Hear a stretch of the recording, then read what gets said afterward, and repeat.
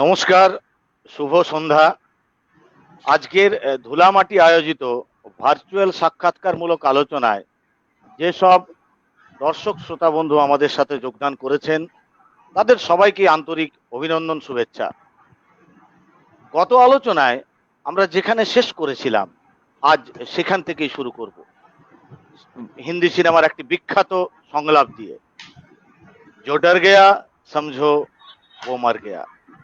ইতিহাস সাক্ষী আছে, 100 বছর পর পর ঘুরে এসেছে এই অতিমারি, কখনো প্লেগের রূপে, কখনো বা কোভিড-19 নামে। কুয়েত তরফ থেকে জানানো হয়েছে কোড আনকোড এবারেই শেষ নয়, এর পরের বছরও ঘুরে আসবে এই প্যান্ডামিক, যেরকম আগেও হয়েছে। তবে পরের বছরগুলিতে প্রস্তুত থাকবে পৃথিবী প্যান্ডামিকের মোকাবিলা করতে। এবারে হয়তো অতটা সক্ষম হতে পারিনি খুব সহজেই প্যান্ডামিককে আটকাতে, তবে আস্তে আস্তে আমাদের পারতে হবে, যার একটাই উপায়, জেনারেল হেলথ কেয়ার। আজ আমরা এই আলোচনায় পেয়েছি পশ্চিমবঙ্গ বিজ্ঞান মঞ্চের বাঁকুড়া জেলার সম্পাদক মাননীয় জয়দেব চন্দ্র মহাশয়কে। জয়দেবদা, অসংখ্য ধন্যবাদ তোমাকে আজকের আমাদের এই আলোচনায় যোগ দেওয়ার জন্য। তুমি নিশ্চয়ই জেনে থাকবে আমাদের এই ধুলামাটি একটি মানবতাবাদী সংগঠন, যার জন্ম লগ্ন থেকে তাদের সীমিত ক্ষমতা দিয়ে কাজ করে আসছে আমাদের মানুষের জন্য। জয়দেবদা, শুভ সন্ধ্যা, নমস্কার, অভিনন্দন আপনাদেরকে। প্রথমেই সাথী সঞ্চালক বন্ধু প্রদীপ, পর্দার আড়ালে থাকা ধুলামাটির অনেক কর্মীবৃন্দ, তার সাথে সাথে আছে আমার অনেক ছাত্রছাত্রী, আর সর্বোপরি একজন কর্মকর্তা, আমার বিশেষ বন্ধু প্রশান্ত চৌধুরী, আমার সংগঠনের সহকর্মীবৃন্দ, আর আমি যাদের কাছ থেকে শিখেছি এবং শিখছি সেই সব শিক্ষক স্থানীয় যারা আজকে বসে আমার এই কথাগুলো শুনছেন, দেখছেন, যে তারা কতটা শিখিয়েছেন আমাকে, তাদেরকে শ্রদ্ধা কৃতজ্ঞতা জানিয়ে আমাদের কাজ আমরা শুরু করছি। একটা কথা শুরুতেই শ্রোতা বন্ধু সকলকেই বিনীতভাবে বলতে চাই, আমি কিন্তু বিশেষজ্ঞ নই।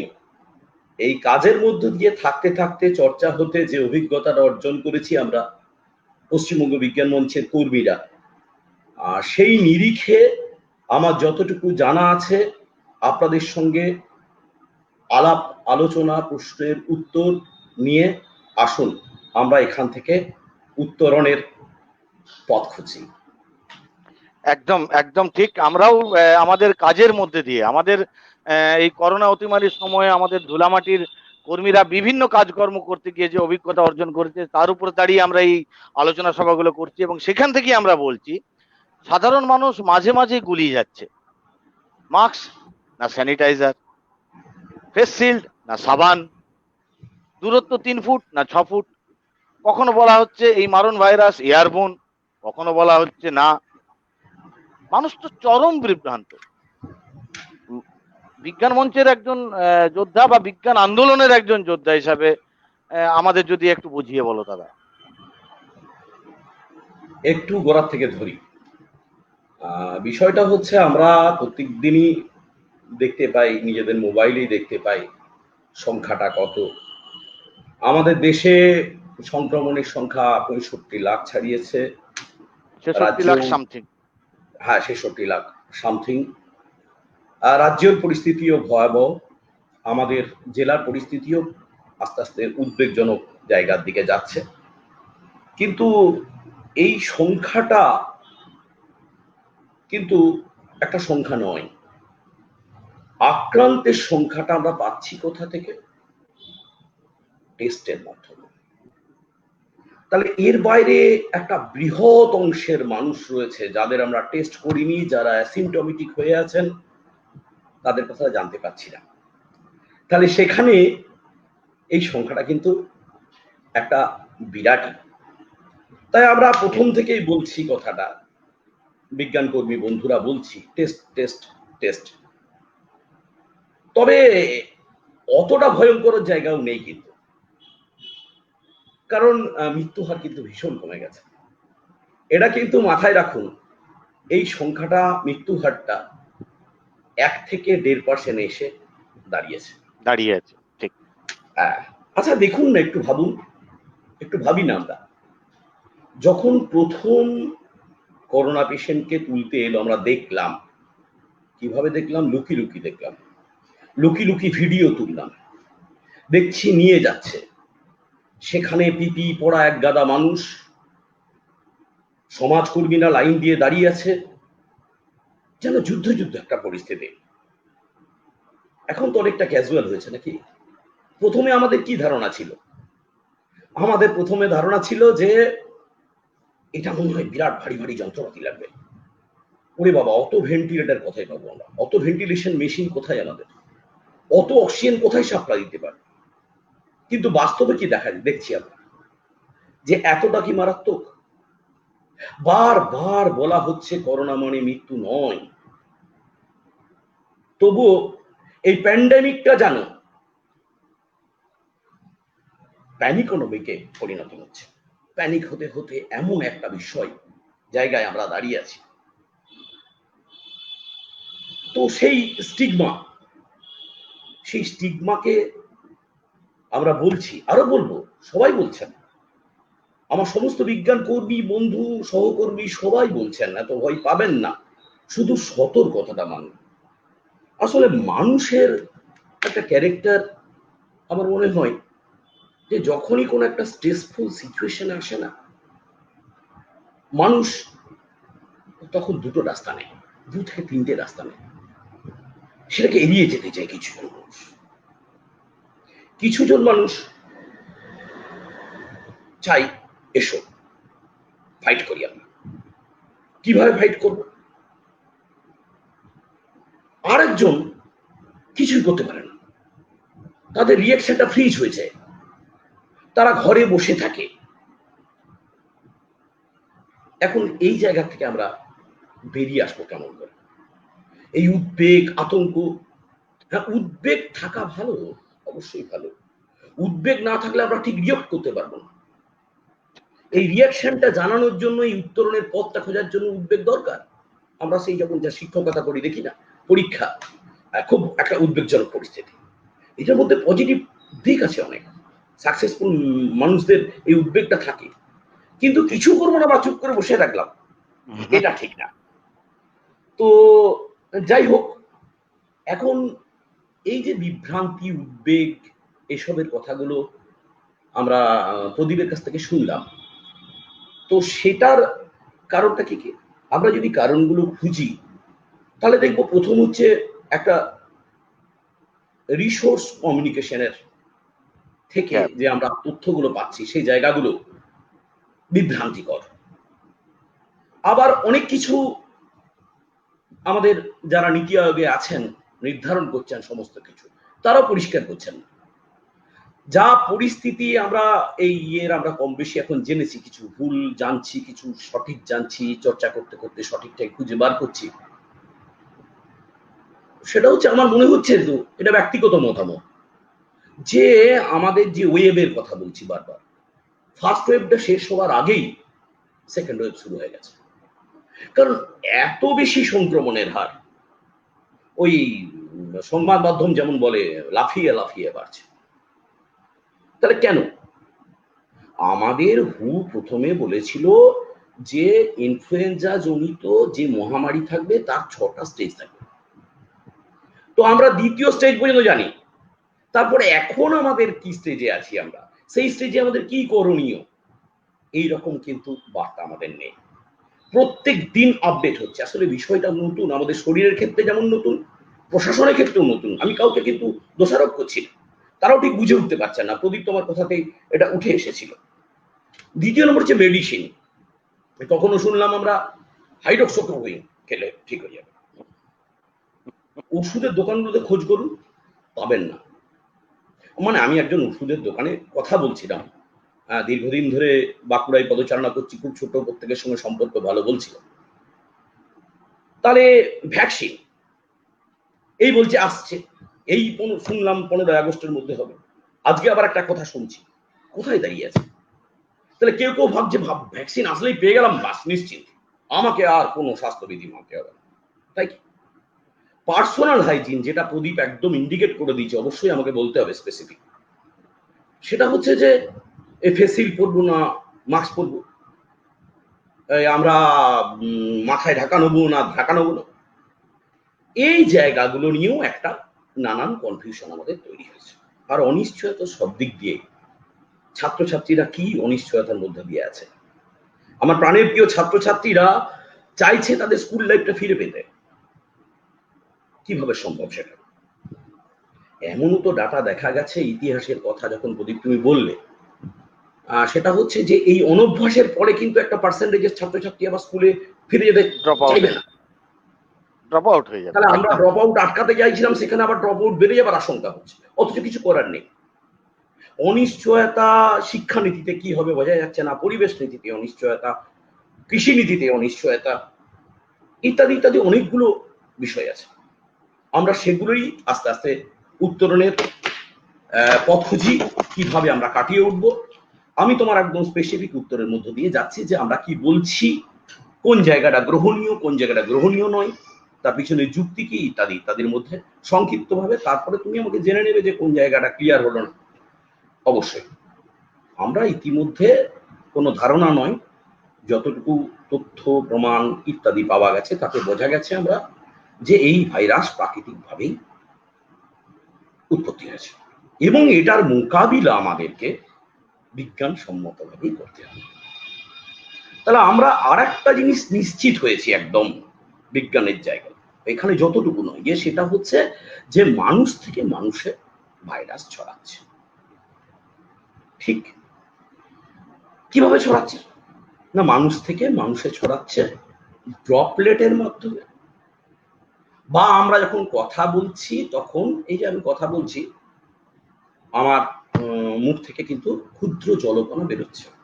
প্রদীপ তুমি কথা বলছো, বা আমরা যখন কথা বলি প্রত্যেকটা তখন দেখতে পাই না আমরা খুব ক্ষুদ্র, সেগুলো আমাদের হাতে লাগছে বা মুখে লাগছে, সরাসরি লাগছে, বা সেখান থেকে বেরিয়ে এসে কোনো জায়গায় হাতে লাগছে। হাতে লাগলে কিছু অসুবিধে নেই, কারণ হাত তো সফট টিস্যু নয়, কিন্তু আমাদের যে চোখ, নাক, মুখ, এই যে তিনটের ভেতরে সব টিস্যুগুলো আছে, তার মধ্য দিয়ে আমাদের শরীরে প্রবেশ করছে। যাদের ইমিউনিটি কম তাদের অসুবিধা করছে, যাদের ইমিউনিটি বেশি তাদের অসুবিধা করছে না, বাগাতে পারছে না। তাই আমরা চাইছি কি এই তিনটে অর্গানকে সুরক্ষিত রাখতে, আর এই হাতটা যাতে আমাদের তিনটে অর্গানকে আমাদের বশত যাতে না লেগে যায়, ঘন ঘন আমাকে হাতটা ধুতে। আমরা হাতটা ধুতে বলছি সাবান দিয়ে ঘন ঘন। কেন না? সাবান দিয়ে ধুলে যেটা হবে সেটা হচ্ছে, আমরা জানি যে এই ভাইরাসটার যে লেয়ারটা আছে সেই লেয়ারটা হচ্ছে ফ্যাটের লেয়ার। আমরা যদি বিরিয়ানি খাই, আমরা যদি পোলাও খাই হাতে করে, আমরা যদি মাংস খাই, হাতে একটা তেল লেগে থাকে, তো সেই তেলটাকে কাটানোর জন্য আমরা কি করি? সাবান দিই। তাই সাবান দিয়ে ভালো করে 1 মিনিটের মতো সময় নিয়ে বেশ ভালো করে প্রত্যেকটা অংশ আমাদের ধুতে হবে। কিন্তু সব সময় তো আপনি এই সাবানটা পাবেন না, নিয়ে যেতে পারবেন না, কারণ জল দরকার, সাবান দরকার। কিরকম ব্যাপারটা? নেই, ধরুন এই যে শারদ উৎসব আসছে, অল্প হলেও তো বেরোবেন, বাচ্চাকে নিয়ে বেরোতে হবে ফাঁকা সময়, একবার পাড়ার মণ্ডপটাই যেতে হবে, আপনি পকেটে করে একটা স্যানিটাইজার নিয়ে গেলেন। কোন স্যানিটাইজার? বাজারে কিন্তু অনেক ধরনের স্যানিটাইজার আছে, অবশ্যই আমরা বলছি দেখে নেবেন যেন মিনিমাম 70% অ্যালকোহল কন্টেন্ট হয়। ঠিক, তাহলে এই বিষয়টা হয়ে গেল। তাহলে এই হাতকে আমরা সুরক্ষা দিচ্ছি, আর এই অংশটাকে সুরক্ষা দিচ্ছি, চোখ, নাক, মুখটাকে।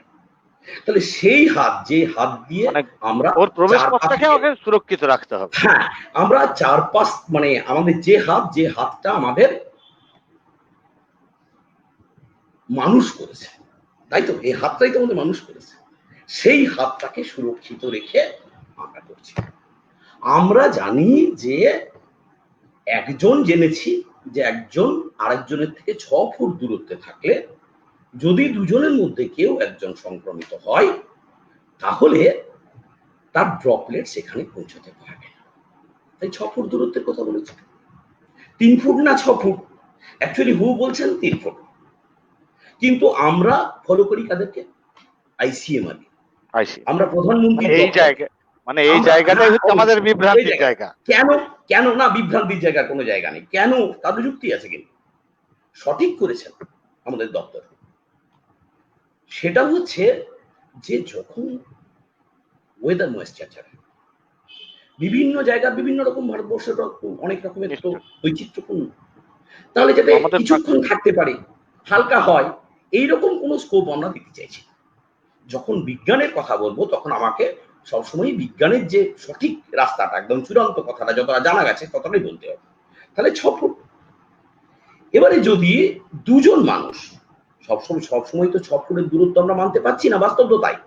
আমরা দোকানে যাব, জিনিস কিনতে যাব, তার মানে 3 ফুটটা অনেক সময় ঠিক থাকছে না। তাহলে সেখানে সে আক্রান্ত না আমি আক্রান্ত জানি না, আমরা কেউ দুজনই অ্যাসিম্পটোমেটিক হতে পারি, একজন অ্যাসিম্পটোমেটিক হতে পারি, কিন্তু আমরা যদি দুজন সঠিকভাবে মাস্ক পরে থাকি তাহলে সংক্রমণের সম্ভাবনা অনেক অনেক হয়ে যায়। এই গেল গিয়ে মাস্ক পরা, ডিস্টেন্সের কথা বলেছি, মাস্কের কথা বলেছি। তাহলে মাস্কটা আমরা চাইছি সবাই পড়ুক, সঠিকভাবে পড়ুক। বাড়ির মধ্যে থাকলে দরকার নেই, কিন্তু বাড়ির মধ্যে যদি কেউ আক্রান্ত থাকে তাহলে সেখান থেকে আমাদের তাকে কিন্তু মাস্ক পরতে হবে।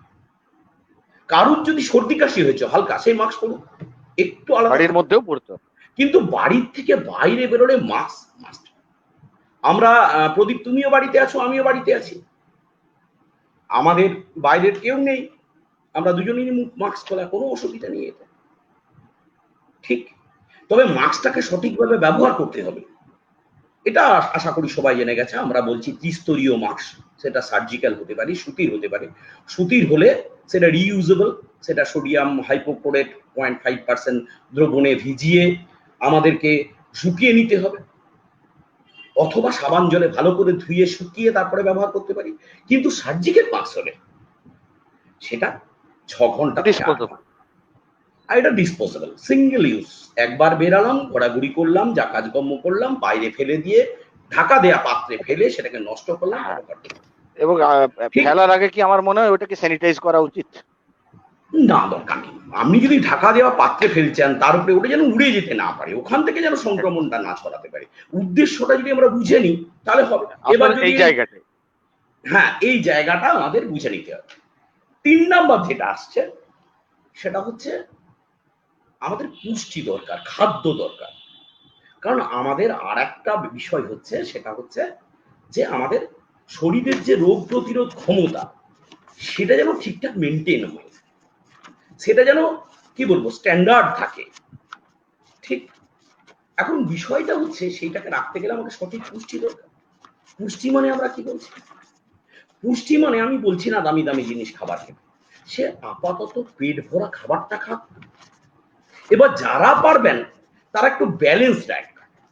আপনারা সবাই জানেন কম বেশি, এগুলো বলবো না যে ব্যালেন্স ডায়েট বলতে কি বোঝায়, কিসে কিসে আছে, সবকিছু মিলে ব্যালেন্স ডায়েট খাক, এই হচ্ছে বিষয়। তো এখন কাজ করতে গিয়ে যে অভিজ্ঞতার কথা তুমিও শুরু করলে প্রদীপ, সেটুকু একটুখানি বলি। এই অভিজ্ঞতার নিরিখে আমাদের কাজের পদ্ধতিগুলো তোমার আমার কিন্তু পরিবর্তন হচ্ছে।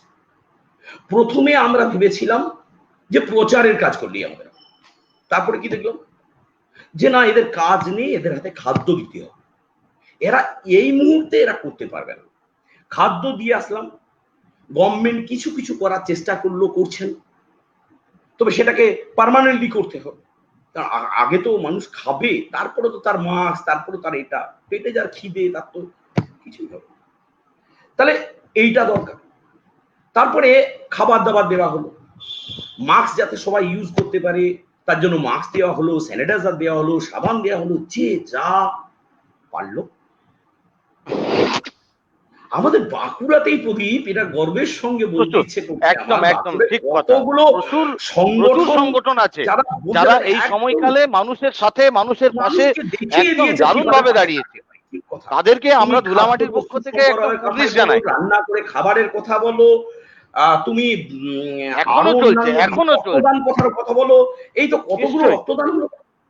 মানে এই যে মানুষের পাশে থাকা, আসলে কি ব্যাপারটা এরকমই জায়গায় আসছে যে আমফান একটা দেখলাম আমরা, এই আমফানের মতো 2-4 দিনের কোনো বিপর্যয় সরকার মোকাবিলা করতে পারে, কিন্তু এই প্রবলেম যখন দীর্ঘস্থায়ী হবে এবং প্রবলেমটা এমন একটা জায়গায় যে পৌঁছবে যে এই বিপদ যে কোনো সময় যে কোনো কারণ হতে পারে। প্রদীপ, আমি তুমি কথা বলছি, কোনো গ্যারেন্টি নেই কাল থেকে আমার সিমটমস দেখা গেল, তারপরে টেস্ট করা হলো পদ্ধতি হলো, তাহলে তুমি আমি পজিটিভ হতে পারি। তাহলে এই নিশ্চয়ই। বিপদ কিন্তু ওই যে হয়েছে তার নয়, কিন্তু এই বিপদ কিন্তু সবাইকার দোরগোড়া এবং সবাই ঘাড়ে নিঃশ্বাস ফেলছে। একদম তাহলে এই সময়টাই দরকার মানুষের প্রত্যক্ষ অংশগ্রহণ। একদম এই মানুষের প্রত্যক্ষ অংশগ্রহণের মাধ্যমে আমাদের এই জায়গাটাকে উঠে আসতে হবে। তাহলে স্টেজগুলো আবার আজকে দাঁড়িয়ে এই কথাটা বলছি, এমন হতে পারে আর একটা পরিস্থিতি তৈরি হতে পারে, তখন আমাদের মানুষকেই ভাবতে হবে মানুষের সমাধান। কারণ যখন পরিকাঠামো সীমিত থাকে এবং মানুষকে বিপদ থেকে উদ্ধার পেতে হয়, তখন কিন্তু আমাদেরকে এই রাস্তায় নিতে হবে। তবে আমিও বাঁচবো, সবাই বাঁচবে। একদম একদম ইতিমধ্যে আমাদের এই সাক্ষাৎকারমূলক ভার্চুয়াল আলোচনা সভায় যারা যেসব দর্শক শ্রোতা বন্ধু উপস্থিত রয়েছেন তাদের উদ্দেশ্যে জানাই আজকের আমাদের আলোচনার বিষয়বস্তু করোনায় করণীয়, জনস্বাস্থ্য এবং জনবিজ্ঞানের আঙ্গিকে। আমাদের সঙ্গে আলোচক রয়েছেন পশ্চিমবঙ্গ বিজ্ঞান মঞ্চের বাঁকুড়া জেলার সম্পাদক, বিজ্ঞান আন্দোলনের একজন যোদ্ধা মাননীয় শ্রী জয়দেব চন্দ্র মহাশয়। জয়দেব দা আমাদের সঙ্গে একটা মোটামুটি একটা ধারণা দিলেন। তো এখন এই সময়কালে আমরা কয়েকটা শব্দ শুনতে পাচ্ছি, আমাদের কানে আসছে জয়দেবদা। তার মধ্যে যেমন একটা হচ্ছে অ্যাসিমপ্টোমেটিক। মানে আমার খুবই জানতে ইচ্ছে করছে, সত্যিই কি তাদের মধ্যে কোন রকম উপসর্গের লক্ষণ, কোনো উপসর্গ বা লক্ষণ থাকছে না, না আমরা প্রথম দিকটায় ফ্লু এর সাথে এইটাকে গুলিয়ে ফেলছি? না, আমি শুধুমাত্র আজকের আলোচনা যতটুকু জায়গা আছে সেই জায়গা থেকে দাঁড়িয়েই আমি তোমার সঙ্গে কথাগুলো বলছি। সেটা হচ্ছে অ্যাসিমটোমেটিক, তার মানে তার মধ্যে কোনো সিমটম নেই। তাহলে আক্ষরিক অর্থেই কোনো সিমটম নেই, সেই অ্যাসিমটম। তার মানে সে হাঁচে না, তার ঠান্ডা লাগেনি, সে কাশছে না, তার কাশির উপসর্গ হয়নি। তাহলে এই হাঁচি কাশির মধ্য দিয়ে ডিরেক্ট ড্রপলেট অন্য কারোর মুখে যাবার সম্ভাবনাটা কম। কিন্তু ভাইটি, আমরা যখন কথা বলবো যে অ্যাসিমটোমেটিক, সে তো জানে না। তুমি আমার বাড়িতে এসেছো, আমি এখন কথা বলছি, ধরো আমি অ্যাসিমটোমেটিক হয়ে গেছি, আমি তো জানি না আমি অ্যাসিমটোমেটিক। তো আমি কথা বলতে বলতে আমার ড্রপলেটটা আমার এই ল্যাপটপের সামনে এসে পড়লো। তুমি এলে, জয়দেব দা ল্যাপটপে দাও তো, আমার একটা রাস্তা দিয়ে বেরোচ্ছিল, এটা মনে পড়ে গেছে, আমাকে একটু এটা টাইপ করে দিতে হবে।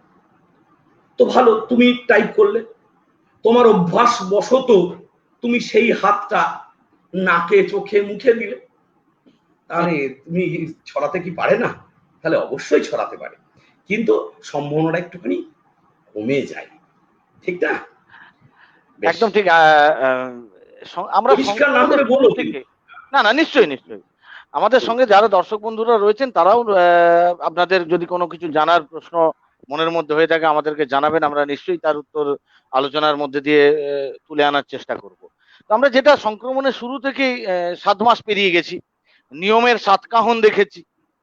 প্রথমে দেখেছি সব সংক্রমিত সরকারি হাসপাতালে ভর্তি করা হয়েছে, ধীরে ধীরে বলা হয়েছে যাদের কোনো জটিল পরিস্থিতি নেই তারা ঘরে থেকেই চিকিৎসা করুক।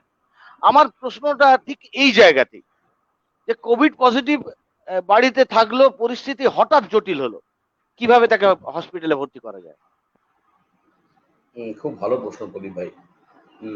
বিষয়টা হচ্ছে, এইটা আগে জেনে নিতে হবে কারা বাড়িতে থাকবে, এখান থেকে শুরুটা করি। সেটা হচ্ছে যে টোটাল অ্যাসিমটোমেটিক কিন্তু টেস্টেড পজিটিভ, তার কোনো লক্ষণ নেই বা অল্প লক্ষণ আছে, যে লক্ষণগুলো ইগনোর করা যায়, ঠিক, তারা কিন্তু বাড়িতে থাকতে পারবে তারাই তার বাড়ির পরিস্থিতিটা যদি এরকম থাকে, কারুর দুটো রুম আর 8টা সদস্য রুমের, হ্যাঁ, তারা সবার জন্য করে, তারা কি করে আলাদা থাকবে? তাহলে তার বাথরুম আলাদা থাকতে হবে, ঠিক? তাহলে একদম মাইল্ড সিমটোমেটিক বা অ্যাসিমটোমেটিক সে বাড়িতে থাকবে যদি তার বাড়িতে সেই জায়গাটা থাকে। তারও এই আইসোলেশনে থাকারও কিন্তু কতগুলো নিয়ম আছে। সেটা কি? সে ডাক্তারের প্রেসক্রিপশন নিয়ে থাকবে, সবসময় সে একটা ডাক্তারের কন্ট্যাক্টে থাকবে, চিকিৎসকের কন্ট্যাক্টে, আমাদের কন্ট্যাক্টে নয় কিন্তু, মানে আমাদের বিজ্ঞান আন্দোলনের কর্মী বা জনস্বাস্থ্য আন্দোলনের কর্মী তাদের নয়, একদম ডাক্তারদের পরামর্শে থাকবে। সেটা ডিরেক্ট হোক ইনডিরেক্ট হোক, ডাক্তারদের পরামর্শে থাকবে। এবং নিজের কাছে কি থাকবে? একটা পালস অক্সিমিটার থাকবে, একটা থার্মোমিটার থাকবে, সম্ভব হলে একটা বিপি মেশিন থাকবে, ঠিক? এবার সে উপসর্গগুলো কন্টিনিউয়াস কিন্তু ডাক্তারের সঙ্গে সে আলোচনা করবে। এবার চিকিৎসকই বলে দেবেন কখন তার কি করতে হবে। বোঝাতে পেরেছি? একদম। আমরা আসবো পরে এই বিষয় নিয়ে, আরো ছোট কয়েকটা জানার জিনিস থাকবে। তার আগে আমি আরেকটা জিনিস আমার মনে হলো যে আমরা মৃতদেহ সৎকার নিয়েও দেখেছি নানা সমস্যার কথা। বর্তমানে এই মৃতদেহ সৎকারের অবস্থান কি? এর সাথেই আরেকটা আমি প্রশ্ন করতে চাইছি যে মৃতদেহের মধ্যে কতক্ষণ এই ভাইরাস সক্রিয় অবস্থায় থাকে? ঠিক, ভালো প্রশ্ন, এটাও খুব ভালো প্রশ্ন। মৃতদেহ নিয়ে বিভিন্ন রকম গাইডলাইন আমাদের কাছে এসেছে, পরিষ্কার করে গাইডলাইন কিন্তু আমাদের স্বাস্থ্য দপ্তর থেকে দিয়ে দিচ্ছে। যেমন যেমন পরিবর্তন হচ্ছে, আর পরিবর্তন তো হবে এই সময়টা। হ্যাঁ, একদম একদম ঠিক। মানে শুরুতেই তুমি যেটা বলেছো, প্রথমে যেটা এলো, হ্যাঁ বলেছি, যে যদি কেউ কোভিড পেশেন্ট মারা যান তাহলে তাকে গভর্নমেন্ট টেলিফোনে জানিয়ে দেবে স্বাস্থ্য দপ্তর থেকে যে ইনি মৃত, ওকে দাহ করা হবে। তার পরিবারকে হ্যাঁ, তাকে দাহ করা হবে বা কবরদান করা হবে, তার ডাইরেক্ট সেটা প্রশাসন করবে, মানে সেটা পরে আসছি আমি।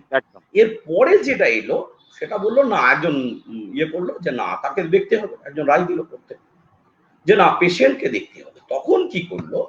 আমরা জানি যে মৃতদেহ হাঁচেও না কাশেও না।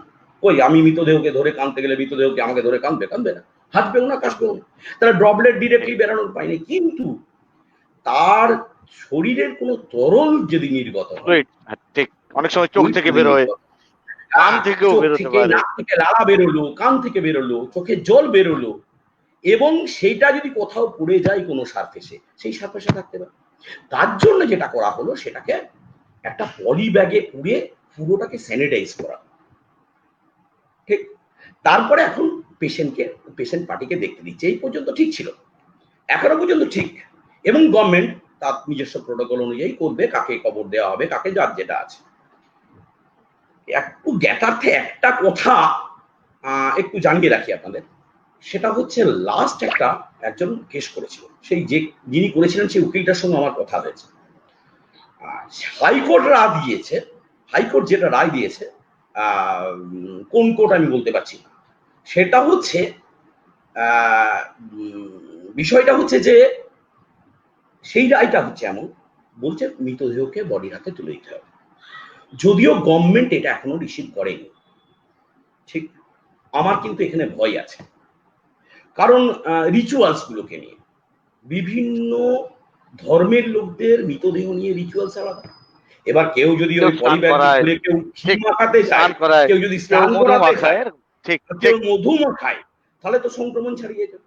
জানি না গভর্নমেন্ট কি করে, কিন্তু কোর্টে এইরকম একটা রায় বেরিয়েছে। তবে যে এখনো পর্যন্ত যে জায়গাটাই আছে, সেটাতে আমরা যারা জনস্বাস্থ্য আন্দোলনের কর্মী তারা কিন্তু স্যাটিসফাইড। খুব সুন্দর আলোচনা তুমি আমাদেরকে জানাচ্ছ, যে আমরা যে মনের মধ্যে যেসব প্রশ্ন রয়েছে তার মাঝখানে একটু জানিয়ে রাখি যে আমাদের এই ধুলামাটি মানুষ তাদের সীমিত কোনো ক্ষমতা অনুযায়ী মানুষের সাথে, মানুষের পাশে থাকার চেষ্টা করে। সেই অঙ্গীকার নিয়ে আমাদের সামনে আমার খুব শ্রদ্ধাভাজন সুদেব দা, হিমাদ্রি দা, এদের কাছ থেকে শিখি। এরা প্রশ্ন করছেন, আমি পাচ্ছি না। উনি যে প্রশ্ন করেননি, উনি যে প্রশ্নটা করেছেন আমার মনের মধ্যে আছে, আমি নিশ্চিত, আমি অবশ্যই এটা জয়দেবদের কাছে আসবো। আমি এখন থেকে সেটা আমি বলে রাখলাম সুদেব বাবুকে, আমি বলছি অবশ্যই আপনার যে কথা, সেই কথা আমার নিজের মনের কথা আপনি বলে ফেলেছেন। তো যাই হোক, সেই আমরা যে আমাদের যে কর্মসূচি, বস্ত্রদান কর্মসূচি শারদোৎসবকে সামনে রেখে আমরা 3টে পর্বে ভাগ করেছি। প্রথম পর্ব অক্টোবরের 11 তারিখ রবিবার বাগডিহাতে, ধুলামাটির পূজা, আচ্ছা।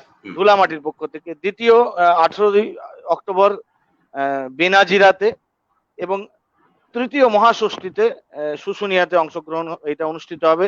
যারা আমাদেরকে এই বস্ত্রদানের কর্মসূচিতে আমাদেরকে আর্থিকভাবে সাহায্য সহযোগিতা করতে চান, কারণ আপনাদের সাহায্য সহযোগিতা সাহচর্য নিয়েই আমরা চলে আসছি এবং আগামী দিনেও আপনাদের কাছ থেকে এটা পাবো, এটা আমাদের দৃঢ় বিশ্বাস।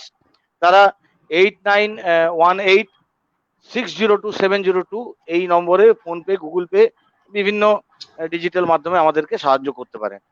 আমরা আমাদের আলোচনাতে আবার আসছি। এখন এই বাজারে আরো যেসব প্রচলিত শব্দবন্ধ শুনতে পাই, তার মধ্যে আরেকটা কথা হচ্ছে ইমিউনিটি বুস্টিং। আচ্ছা, আদপেও কি কোনো মেডিসিন ইমিউনিটি বুস্ট করতে পারে? তার সাথে আমি আবার একটা যোগ করে দিচ্ছি, এই মুহূর্তে আবার এইসব জায়গায় দেখতে পাওয়া যাচ্ছে, এমনকি আমি আমার নিজের চ্যারিটি বিগিনস অ্যাট হোম, আমার বাড়ি থেকে আমার মা বিভিন্ন জায়গা থেকে শুনে বা তার অতীত অভিজ্ঞতা থেকে, এই যে তুলসী পাতা, মধু, যষ্টি মধু, আদা ইত্যাদি দিয়ে একটা গিলয় টিলয় দিয়ে একটা রস করে আমাদেরকে খাওয়াচ্ছেন। এটা কতটা বিজ্ঞানসম্মত, বা এটা কতটা আমাদেরকে শরীরকে সতেজ বা রোগ প্রতিরোধ বা রোগের সাথে লড়াই করতে পারে? জয়দেবদা। বেশ, আমি দুটোকেই বলার চেষ্টা করছি। একটা হচ্ছে ইমিউনিটি। আমাদের জন্ম লগ্ন থেকে আমাদের ইমিউনিটি আছে। সেই যে মাতৃ দুগ্ধের কোলেস্টেরল খাই প্রথম মায়ের দুধ থেকে, সেখান থেকে তৈরি হয়। তারপরে আমরা প্রকৃতির সঙ্গে কন্ট্যাক্টে আস্তে আস্তে যে যত বেশি প্রকৃতির সঙ্গে এসেছে, যে যত তার পুষ্টি বেশি হয়েছে, তার একটা ইমিউনিটি তৈরি হয়। এখন ইমিউনিটি এইরকম ভাবে বুস্ট করা যায় না কোনো একটা খেলাম আমার যে অ্যান্টিবডি গুলো ফুলে ফেপে উঠলো বা সেই সেল গুলো আমার খুব শক্তিশালী হয়ে গেল, ব্যাপারটা এরকম নয়। কিন্তু তাহলে আমরা কি করতে পারি? আমরা যেটা করতে পারি সেটা হচ্ছে পুষ্টিটাকে ঠিক মতো দিয়ে, যেগুলো দরকার আর কি, প্রোটিন, ভিটামিন, জিঙ্ক, ব্যালেন্স ডায়েটের যে কথাগুলো বললাম আর কি, মিনারেলস, জল, এইগুলো দিয়ে আমরা সেটাকে স্ট্রেনথেন করতে পারি। শুধু খাবার খাওয়াই নয়, কিন্তু এটাকে দীর্ঘ লম্বা প্রসেস, কিন্তু এটা একদিনে হবে না যে আমি আজ থেকে শুরু করে দিলাম, আমি আজকে একটা ভিটামিন ট্যাবলেট খেয়ে দিলাম। একদম নট দ্যাট। এটা কিন্তু জনস্বাস্থ্যের লোকজন আমরা বলি না এটা। তাহলে এটা দীর্ঘ, তার সঙ্গে কিন্তু ঘুমোতে হবে, পর্যাপ্ত জল খেতে হবে এবং ফিজিক্যাল অ্যাক্টিভিটির দরকার। এই এতগুলো করে, এবং সবসময় একটা কথা আমি বলছি, মানে আমার এখন বলতে খুব ভালো লাগছে কথাটা, সেটা হচ্ছে দম ভরে শ্বাস নাও আর প্রাণ খুলে কথা বলো, ফুর্তিতে থাকো। এই সব কিছু মিলেই কিন্তু আমাদের ইমিউনিটিটার মেনটেন হবে লেভেলটা এবং স্ট্রেনথেন হবে। আর একটা প্রশ্ন তুমি করেছো, দ্বিতীয় প্রশ্নে আসছি, সেটা হচ্ছে যে এই তুলসী পাতা খাওয়া। দেখো, একটা বিষয় মাথায় রেখো, সেটা হচ্ছে যে আমাদের যে অনেক পুরনো প্রাচীন কিছু পদ্ধতি আছে, বেশ কিছু ভালো পদ্ধতি আছে। কলা পাতায় খাওয়া, আমরা বাড়িতে যখন কারুর ঢুকি আননোন বাড়িতে, তখন একটা ঘটি রেখে দেওয়া যে হাত ধুয়ে ঢোকো, এটা করতাম তো আমরা। এই অভ্যাসগুলো কিন্তু সুঅভ্যাস। ঠান্ডা লাগলে আদা, তুলসী পাতা, মধু, বাসক পাতা, এই যে তুমি যে কথাগুলো বললে, এগুলো খেলে কিন্তু আরাম পাওয়া যায়। এমনটা নয় গরম জল, গার্গিল, এটা তো পুরনো পদ্ধতি, আমাদের পরীক্ষিত সত্য, এরকম বিজ্ঞান আছে। তাহলে এইগুলো আমাদের চলতে পারে। আচ্ছা, আমরা এই আলোচনার মাঝখানে একজন একটা প্রশ্ন করেছেন, সেই প্রশ্নটা আসছি যে শীতকাল আসছে, আমাদের কি কোনো বাড়তিভাবে সতর্ক থাকতে হবে? শীতকালে আমাদের খাওয়া দাওয়া কি হবে? আমি এই জায়গাটা আসলাম, আমাদের এই সময় কি খাবো দাবো। তো যাক, একজন দর্শক বন্ধু উনি প্রশ্ন করেছেন, সেই প্রশ্নটার উত্তরটা আচ্ছা, আমি খাওয়া দাওয়ার ব্যাপারটা আমি বলে নিচ্ছি এখনই। সেটা হচ্ছে, আমি একটু আগে বললাম যে আমাদের ব্যালেন্স ডায়েট দরকার। ব্যালেন্স ডায়েটের মধ্যে কি কি হচ্ছে? প্রোটিন, কার্বোহাইড্রেট, ফ্যাট, মিনারেলস, ইত্যাদি ইত্যাদি, তাই তো, যেগুলো আমরা জানি সবকিছু। এখন সেইটা সবচেয়ে বড় ব্যাপার হচ্ছে, এইটা মেনটেন করতে করতে, আমাদের যে বুস্টিং করতে করতে, যেটা বুস্টিং যে অর্থে বলছে আর কি এরা কথাটা, সেটার জন্য স্পেশালি ডাক্তারবাবুরা, বিশেষজ্ঞরা কয়েকটা জিনিস বলছেন। প্রোটিন খাও, ঠিক, ভিটামিন সি থাকে জানো তার সাথে, জিঙ্ক মানে থাকে জানো, একদম ভিটামিন স্পেসিফিক। ডি থাকে জানো। আমি খাবারের আমি নামগুলো বলে জানতে দিচ্ছি, চাইছি। আচ্ছা একদম খাবারের নামগুলো আমি বলছি, একদম যেটা সাধারণ কিন্তু আচ্ছা মানুষকে এটা অনেক আমি বেশি সাহায্য সবাইকার করে। মনে রাখার জন্য, আমাদের বিজ্ঞান মঞ্চের কর্মীরা একটা সবাইকার মনে রাখার জন্য একটা ব্যবহার করি শব্দ, সেটা হচ্ছে জাতীয় পতাকাটা আমাদের মনে রাখতে। জাতীয় পতাকাটার ওপরে কি দেখতে পাচ্ছি? গেরুয়া, ঠিক? কুমড়ো, গাজর, ডাল এইসব খাওয়া। তারপরে আছে সাদা, শর্করা জাতীয় খাদ্যগুলো, এই চাল, আটা ইত্যাদি, হ্যাঁ, চিনি, এই যেগুলো ক্যালোরি বর্ধক। আর ৩ নম্বর হচ্ছে সবুজ, সবুজ শাকসবজি, অ্যান্টিঅক্সিডেন্ট, মিনারেলস ইত্যাদি ইত্যাদি, যেগুলো পাওয়া যায় সবুজ শাকসবজি। মনে রাখার জন্য বলছি, আমি তো ৩টে কথা বলেছি ভাই। সেটা হচ্ছে তোমার প্রোটিন বলেছি। দেখো প্রাণীজ প্রোটিন আমরা সবাই জানি, মাছ, মাংস, ডিম, ডালে। কিন্তু যারা নিরামিষাশী তারা কি করবে? প্রোটিনটা কিন্তু দরকার, ঝরঝরে থাকতে হবে আমাদের। প্রাণীজ প্রোটিনটা আমরা জানি। ডিমটা তো খুব ইম্পর্টেন্ট। ডিমটা একদম ভীষণ সহজলভ্য, মানে মানে সস্তা। ৫ টাকায় তুমি আর সানডে কিছু পাবে না কিন্তু। হ্যাঁ, সানডে ৫ হইয়া টাকায় তুমি মানডে আর রোজ কিচ্ছু খাও পাবে না। আন্ডে। রোজ খাই আন্ডে, হ্যাঁ, ডিম, সানডে হইয়া মানডে রোজ খাও আন্ডে। তারপরে আমাদের শামুক, গুগলি এইসব, এইগুলো খুব সস্তার খাবারই আমরা বলি সাধারণত। আবার সস্তার মধ্যে তুমি যদি প্রোটিন দেখতে চাও, যেগুলো প্রাণীজ প্রোটিন নয়, সেগুলোর মধ্যে তুমি ইডলি খেতে পারো খুব সস্তায়, কিন্তু সবকিছু মিশাই, মানে সস্তায় বেশ ভালো খাবার, মোটামুটি সবাইকার একটা অ্যাফোর্ডেবল জায়গায় আয়ত্তের আছে, মধ্যে। আয়ত্তের মধ্যে থাকবে। তুমি ডাল খেতে পারো, কিন্তু ডালের ক্ষেত্রে কয়েকটা বিষয় আছে। তুমি দেখেছো মুসুর ডালে, বাড়িতে লক্ষ্য করে দেখেছো নিশ্চয়ই, আমরা মারা করেছেন তখন ছোটতে দেখি, এখন আর তো দেখা হয় না, যে ডালটা ধুলে প্রথমে একটা ফেনা মতো বেরোয়, সেটা ফেলে সাদা, দিতে হয়। ঠিক। হ্যাঁ ঠিক। আবার একটুখানি যখন কড়ায় ফেলা হয় তখন একটু ফেনা বেরোয়, সেটাও ফেলে দিতে হয়। এটা হচ্ছে ফাইটেট। এটা ডালে প্রোটিন আছে, কিন্তু এই ফাইটেটটা কি করে? এটাকে প্রোটিন অ্যাবসর্ব করতে বাধা তৈরি করে। তাই এইটাকে ফেলে দিয়ে ডালটা খেতে পারি। আমরা খিচুড়ি খেতে পারি, সবকিছু পেয়ে যাচ্ছি আমরা একসাথে। এটা গেল প্রোটিন। ভিটামিন সি ট্যাবলেট কিন্তু খাবার কোনো দরকার নেই, অহেতুক শরীরে চাপ তৈরি করা বিভিন্ন অর্গানে একদম চাইছি না। আর ওইভাবে হয়ও না, খুব অল্প পরিমাণ প্রতিদিন দরকার হয়। এখন বিষয়টা হচ্ছে এটা, সেটা হচ্ছে যে আমার ভিটামিন সি খেতে হয়। ভিটামিন সি কি? কাগজি লেবু খাই, কাঁচা লঙ্কা খাই, হাতের সামনে পেয়ারাটা খাই, যে কোনো সাইট্রাস জাতীয় একটা ফল খাই। আমি সস্তা খাবার করেই কথা ভাবছি। আর প্রচুর শাকসবজিতে সব ভিটামিন সি থাকে। ভিটামিন ডি আমাদের এই বাঁকুড়া পুরুলিয়ার লোকদের জন্য দরকার নেই, আমরা রাস্তাঘাটেই থাকি, ও প্রচুর রোদ ফোদ পাওয়া যায়। ভিটামিন ডি তো হয়ে গেল। জিঙ্কটা খুব ইম্পর্টেন্ট। জিঙ্কের ট্যাবলেট খুঁজছি, আমাকে একটা জিঙ্ক দাও তো। জিঙ্কের নামের সঙ্গে কোনো একটা পার্টিকুলারলি ওষুধ একদম দরকার নেই কোনো। এর প্রথম আমি যে ৫-৭টা নাম বলবো, তার মধ্যে ১ নম্বরে যাকে রাখবো সেটা হচ্ছে শামুক আর গুগলি। ভীষণ শামুক গুগলি, বুঝতে পেরেছো তো? হ্যাঁ, আমি কিন্তু খাই। এখন ওটারও দাম, চাহিদা বাড়ছে আস্তে আস্তে, মানুষ বুঝতে শিখছে, এটা ভালো লাগছে। হ্যাঁ, দামটা বাড়ছে দেখে। হ্যাঁ, তো ওটার আর একটা সুবিধা আছে, এই আমাদের মতো যারা মানে একটু হেলদি, ক্যালোরি খুব কম, প্রোটিনটা পাচ্ছি, জিঙ্কটার প্রচুর সোর্স পাচ্ছি। এটাকে যদি আমরা একটু ইয়ে করতে পারি না, একটু পপুলার করতে পারি না, তাহলে সব জায়গায় পাওয়া যাবে, কি মানে কাজটাও খুব মানে ঠিক ঠিক। খুব দারুণ জিনিস হবে। এইটা আমাদের বাঁকুড়াতে বেশ ভালো পাওয়া যায়, এবং সেটা বাঁকুড়ার একটা ইকোনমিক স্ট্রেংথ মানে স্ট্রং করতে পারে। ওইগুলো একটু অ্যারিস্টোক্রেট শহর আর কি, সেগুলো তো সব জায়গায় তো পাবে না, কিন্তু আমরা না পপুলার না করতে না পারছি না এটাকে। না। আচ্ছা, তারপর তো ২য় নাম্বার আছে মাংস, বিভিন্ন ধরনের মাংস, তাতে জিঙ্ক পাবে। ৩ নম্বরে আসছি ডিম। ৪ নম্বরে আসবো বাদাম বা বীজ জাতীয় জিনিসগুলো। বাদাম পাওয়া যাবে। আর বীজ বলতে যে বীজগুলো আমরা সাধারণত ফেলে দিই, বৌদি, সরিতা বৌদি মাত্র বলেন থ্যাংক ইউ, উনি এক্সপার্ট একজন আর কি।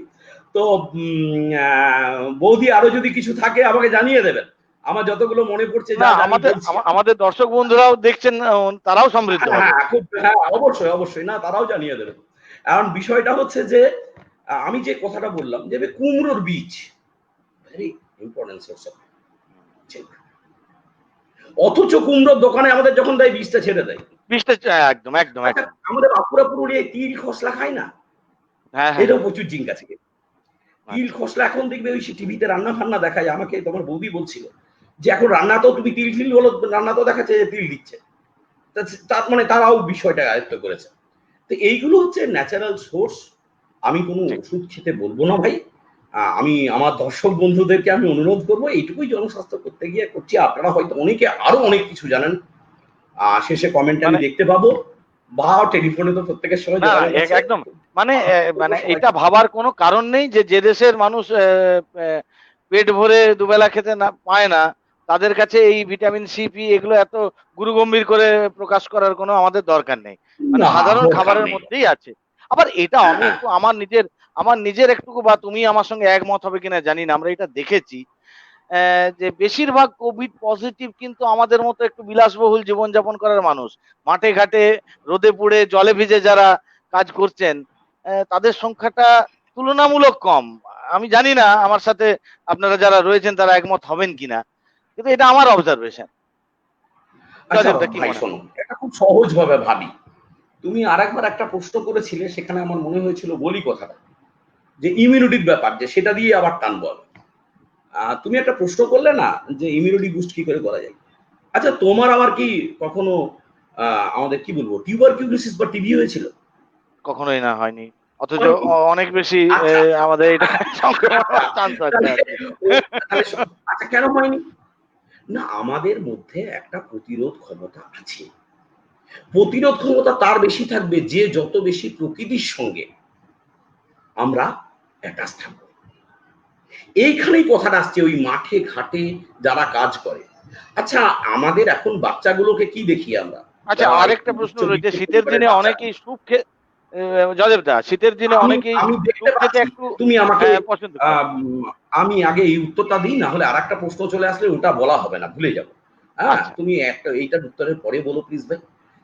যেটা বলছিলাম আমি, যে তোমার আমার বাড়ির বাচ্চারা বা বড় লোকদের বাড়ির বাচ্চারা দেখবে, হ্যাঁ, আহ, মানে মধ্যবিত্ত বড় লোক দুটোই বলছি আমি, তুমি ঠিক, বড় ঠিক, লোক ঠিক। নই। তাদের বাচ্চাগুলো কি করছি বলুন, হাতে একটু ধুলো লাগলে ঝেড়ে দিচ্ছি, হাতটা পারলে স্পিরিট দিয়ে মুছে দিচ্ছি। হ্যাঁ, ঘরে যাতে কোনো জামস না থাকে তার জন্য ঘরটাকে মোছাচ্ছি। আলু ভাতে মার্কা দেখতেও হচ্ছে তারা। আচ্ছা, তুমি চিন্তা করে দেখো দিনই কাদের সর্দি কাশিটা বেশি হচ্ছে, এই ফ্লু জাতীয় উপসর্গটা কাদের হচ্ছে? তোমার আমার বাচ্চার বেশি হচ্ছে। যারা ধুলো বালিতে খেলে বেড়াচ্ছে, বর্ষার জলে ঝোপাং ঝোপাং লাফাচ্ছে, শীতকালে ভিজতে ভিজতে ফুটবল খেলছে, ক্রিকেট খেলছে, আমরাও করেছি তুমি আমি, ওই তাদের তো হচ্ছে না। কেন? তাদের প্রকৃতির সঙ্গে একাত্ম বোধ হয়ে তাদের ইমিউনিটিটা সেইভাবেই তৈরি হয়েছে। ঠিক। এইটাই হচ্ছে কারণ। তাই ওই ওই ধরনের লোকদের বেশি সংক্রমণ হচ্ছে, আর এখানের লোকদের সংক্রমণ একদম ঠিক, বেশি হচ্ছে। একদম ঠিক। যে দর্শক বন্ধুর প্রশ্নটা এবার আছে তুমি ওই শীতকালে প্রশ্নটা কিটা বলছিলে বলো। সেটা হচ্ছে একজন প্রশ্ন করেছেন যে হ্যাঁ, ওকে, হ্যাঁ। শীতকালে ঠান্ডার থেকে রেহাই পেতে অনেকে স্যুপ খেতে পছন্দ করে। এই স্যুপ আমাদের শরীরের পক্ষে কতটা লাভজনক? এখন ঠান্ডা লাগার ক্ষেত্রে গরম যে কোনো জিনিসই আরামদায়ক।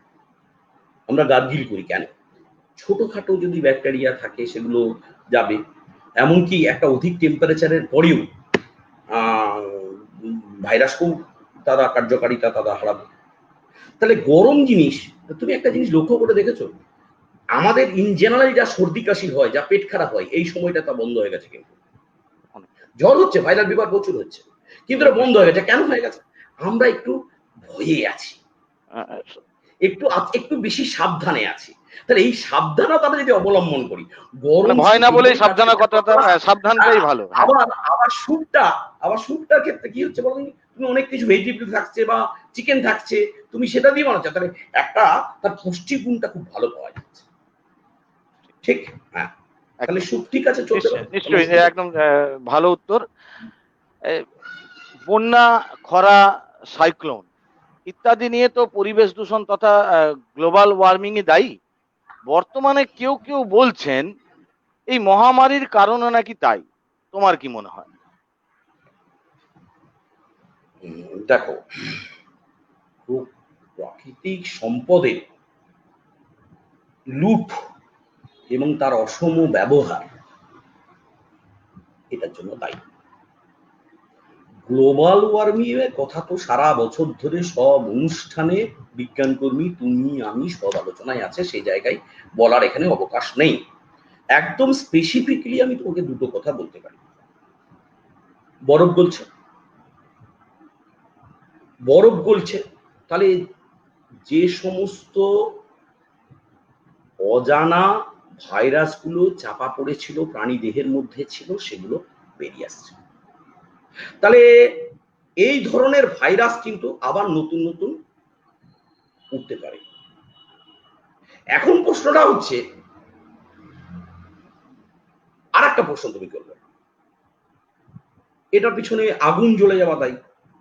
তুমি জানো একটা জিনিস প্রতিদিন কি হচ্ছে? একটা তোমাকে তথ্য দিচ্ছি, গার্ডিয়ান পত্রিকা বলে একটা পত্রিকা, আমার তোমার কথা নয়, তারা এই বছরে একটা ডাটা দিয়েছে তার ম্যাপ থেকে, যে 29,300টা জায়গাকে পোড়ানো হয়েছে, জায়গায় আগুন লেগেছে। আমার শুশুনিয়াও আছে, বিহারিনতা আছে, আমাজন তো আছেই। ঠিক। আবার গত বছরে ছিল কত বলতো?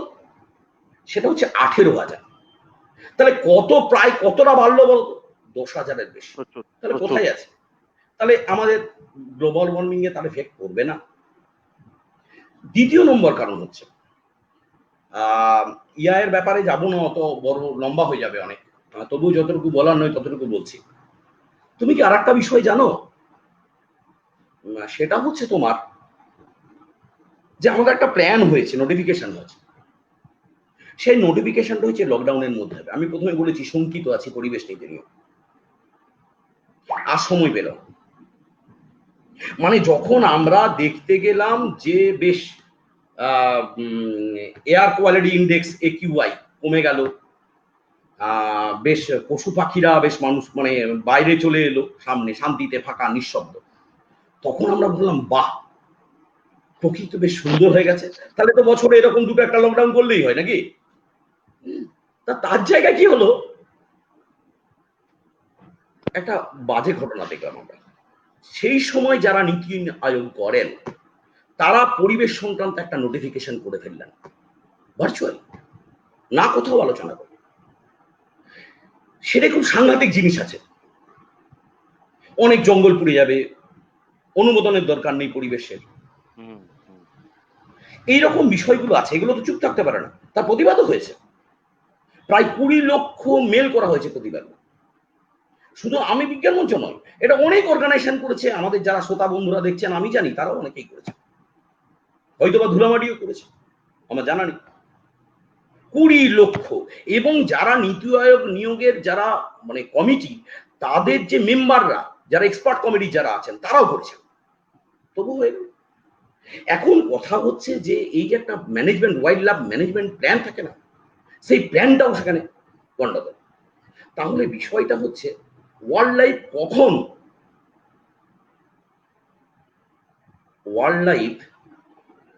কখন ম্যানেজমেন্টের দরকার কেন?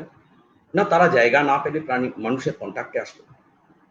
যত বেশি মানুষের কন্ট্যাক্টে আসবে, তাদের মানে জন্তু জানোয়ারের মধ্যে থাকা ভাইরাসগুলো তারা মিউটেন্ট করে করে মানব দেহে আসবে, তত বেশি রোগ ছড়াবে। তাহলে জঙ্গলে তাদের এটাকে রাখতে হবে, মানে জঙ্গলে তাদের জায়গাটাকে সুনিশ্চিত করতে হবে, তাদের জায়গাটা দিতে হবে, তাদের কথা ভাবতে হবে। না হলে প্রাণীর সঙ্গে মানুষের মানে ইকোসিস্টেমটাকে ব্যালেন্সড রাখতে হবে, জৈব বৈচিত্র্যটাকে ব্যালেন্স রাখতে হবে, না হলে তো ভাই হবে। আশা করি বোঝাতে পেরেছি। একদম। আমি আরেকবার একটু দর্শকদের জন্য জানিয়ে রাখি যে আমাদের এই ধুলামাটি, আমাদের এই মানবতাবাদী সংগঠন সামনে শারদীয়া উৎসবকে সামনে রেখে কিছু দুস্থ মানুষদের বস্ত্রদান কর্মসূচির আয়োজন করেছে 3টি পর্যায়ে। প্রথম পর্যায়ে হবে 11 অক্টোবর রবিবার বাগডিহা, দ্বিতীয়টি হবে 18 অক্টোবর বেনাজিরাতে, এবং তৃতীয় এবং সর্বশেষ পর্বটি আমরা সম্পন্ন করব মহাষষ্ঠীর দিন শুশুনিয়ায়। আপনাদের সাহায্য সহযোগিতা নিয়ে আমরা বিগত দিনে আমাদের পথ চলে এসেছি, এবং আমরা আশা করি এবং বিশ্বাস করি আগামী দিনেও আপনাদের সাহায্য এবং সহচর্য আমরা আপনাদের কাছ থেকে পাবো। আমাদের আর্থিকভাবে সহযোগিতা করার জন্য 8918602702 এই নম্বরে গুগল পে, ফোনপে মাধ্যমে আপনারা সাহায্য সহযোগিতা করতে পারেন। আমরা আবার আমাদের এই আলোচনায় আসছি। ইতিমধ্যে যারা আরো নতুন দর্শক আমাদের সঙ্গে যুক্ত হয়েছেন তাদেরকেও অভিনন্দন। হু বলছে একদম কোড আনকোড, এরকম বহু দেশ রয়েছে যারা টেকনোলজি, মেডিসিন এবং অন্যান্য চিকিৎসায় প্রচুর উন্নতি করেছে, কিন্তু তাদের পপুলেশনের জেনারেল হেলথ খুব খারাপ, কোড আন কোড। অন্যদিকে থাইল্যান্ডের প্রসঙ্গে বলা যায়, শুধুমাত্র জেনারেল হেলথ দিয়ে তারা গত 40 বছর ধরে লড়াই করেছিল বলে আজ তারা খুব সহজেই সক্ষম হয়েছে কোভিড-19 মোকাবিলায়। চীনের পাশেই মঙ্গোলিয়া, মার্চ মাসে প্রথম ধরা পড়ে একজন কোভিড পজিটিভ রোগী, তারপরেও তাদের কোভিড আক্রান্তের সংখ্যা খুবই কম। আমাদের দেশ ছেড়েই দিলাম, এরকম ছোট ছোট দেশের বহু তালিকা রয়েছে, আমাদের দেশ ছেড়েই দিলাম, ডেভেলপিং কান্ট্রি, টেকনোলজি ডেভেলপমেন্টের দিকে শীর্ষে থাকা আমেরিকার শোচনীয় করোনা অবস্থা। এই প্যান্ডেমিক আমাদেরকে দেখিয়ে দিয়েছে যে বেসিক হেলথ কেয়ার কোনো লাক্সারি নয়, ইট ইজ আ নেসেসিটি। এই সময় আমাদের সরকারের ভূমিকা কি? দেখুন, দেখো ভাই, বিষয়টা হচ্ছে এরকম, সেটা হচ্ছে যে আমাদের করোনা কিন্তু শিক্ষকের ভূমিকাও পালন করেছে, অনেক কিছু ক্ষতি করেছে কিন্তু অনেক কিছু শিখিয়েছে। এখন তো আমরা সবাই বুঝতে পারছি একটা বিষয়, যে সবার জন্য স্বাস্থ্য, হেলথ ফর অল, এই কথাটা কত ইম্পর্টেন্ট। এবং শুধুমাত্র হু তার প্রতিবেদনে কয়েক বছর আগেই উল্লেখ করেছিলেন যে কোনো রোগ হলে তার চিকিৎসার জন্য কোনো ওষুধ, ভ্যাকসিন মূল চিকিৎসা তার নয়। মূল চিকিৎসা হচ্ছে শিক্ষা। কোন শিক্ষা? না, যে শিক্ষায় সে স্বাস্থ্য সচেতন হবে, যে শিক্ষায় সে বিজ্ঞান সচেতন হবে, যে শিক্ষায় সে কোনো ঘটনার পেছনে কার্যকরণ সম্পর্ক তৈরি করতে পারবে, এইটাই হচ্ছে সেই শিক্ষা। তো এই শিক্ষা, এই জনস্বাস্থ্যের চেতনা তৈরি করা, এটা কিন্তু সর্বাগ্যের প্রয়োজন। আমরা আর একটা বিষয় খুব লজ্জাজনক ভাবে উল্লেখ করতে হচ্ছে, সেটা হচ্ছে যে আমাদের স্বাস্থ্য খাতে খরচ কত দেওয়া হয়, কত হার দেওয়া হয়, খুব লজ্জাজনক সে সংখ্যা। এখন একটা কথা পরিষ্কার, কিন্তু এটাতে আমরা বুঝতে পারছি যে সামরিক খাতে অর্থ দিয়ে বৃহৎ অংশের মানুষকে বাঁচানো যাবে না। তার জন্য চাই স্বাস্থ্যনীতি, সবাইকার জন্য স্বাস্থ্য, আরো আরো রুট লেভেলে স্বাস্থ্য ব্যবস্থাটাকে নিয়ে নেওয়া। আমাদের যে জনসংখ্যা আছে, আমাদের যে অবস্থান আছে, কাজটা খুব কঠিন, কারণ আমাদের দেশেই তো হেলমেটটা পরাতে গেলে পুলিশ দিয়ে করাতে হয়। কিন্তু এই চেতনাবোধটা যদি আমরা শুরু করি, তাহলে আমরা কিন্তু সফল হব। পাশাপাশি আর একটা কথা কিন্তু আমাদের মাথায় রাখতে হবে, এই জনস্বাস্থ্যের সচেতনতার প্রধান অন্তরায় কিন্তু দারিদ্র। একটা কথা মনে পড়ে গেল ভাই, জানো, একদম প্রথম দিকে লোকপুরে হাত ধোয়ার কৌশল দেখাচ্ছি, একটা কাকার মতো বয়সী লোক, লুঙ্গিটাকে হাঁটু পর্যন্ত তোলা, খালি গায়ে দাঁড়িয়ে আছেন। আমার সামনেটা এসে বলছেন, সাবুন কোথায় পাবো স্যার? সাবুন কোথায় পাবো স্যার? কি উত্তর দেবে বলো? আমরা বলছি ঠিক কথা, সাবান, মাস্ক, কিন্তু যার খাদ্য নেই সে কোথায় পাবে? তাহলে আমাদের এই চিন্তা ভাবনাটা মানুষের বেঁচে থাকার প্রাথমিক শর্তগুলো কিন্তু পূরণ করতে হবে, এবং সেই দায়িত্ব সরকারকে নিতে হবে, রাষ্ট্র ব্যবস্থাকে নিতে হবে, একদম সঠিক। তাহলে আমি এইখানেই আমি আসবো। এই প্রসঙ্গে আমি একটা তো জানতে, মানে তোমার মতামতটা জানতে চাই, কি মনে করে এই ক্ষেত্রে যখন মানুষ এই দিশাহারা এই কোভিড সংক্রমণ নিয়ে, তখন গোমূত্র বা পাঁপড়ের মতো করোনা মুক্তির নিদান মন্ত্রীর গলায়, কি বলবে? কি বলি বলো তো, অত্যন্ত লজ্জাকর। যে মন্ত্রী নেতা তাদের স্বাস্থ্যবিধি প্রচার করা উচিত, তাদের ছবিয়ে পেট্রোল পাম্পে রাস্তায় রাস্তায় যে হোর্ডিং গুলো আছে সেই হোর্ডিং গুলোতে তাদের ছবি না দিয়ে এই নির্দেশগুলো দেওয়া উচিত সচেতনতার লক্ষ্যে, তখন তারা এইরকম ধরনের কথা বলছে। একটা কথা কিন্তু আমি খুব স্পষ্টভাবে বলছি, আমার মনে হয় তুমি যেগুলো বললে এগুলো ন্যারেট করতে খুব বেশি চাই না আমরা, সেটা হচ্ছে যে এই গোমূত্র খেলে হয়ে যায়। যে বলছে সে কি জানে না গোমূত্রতে ছাড়েন?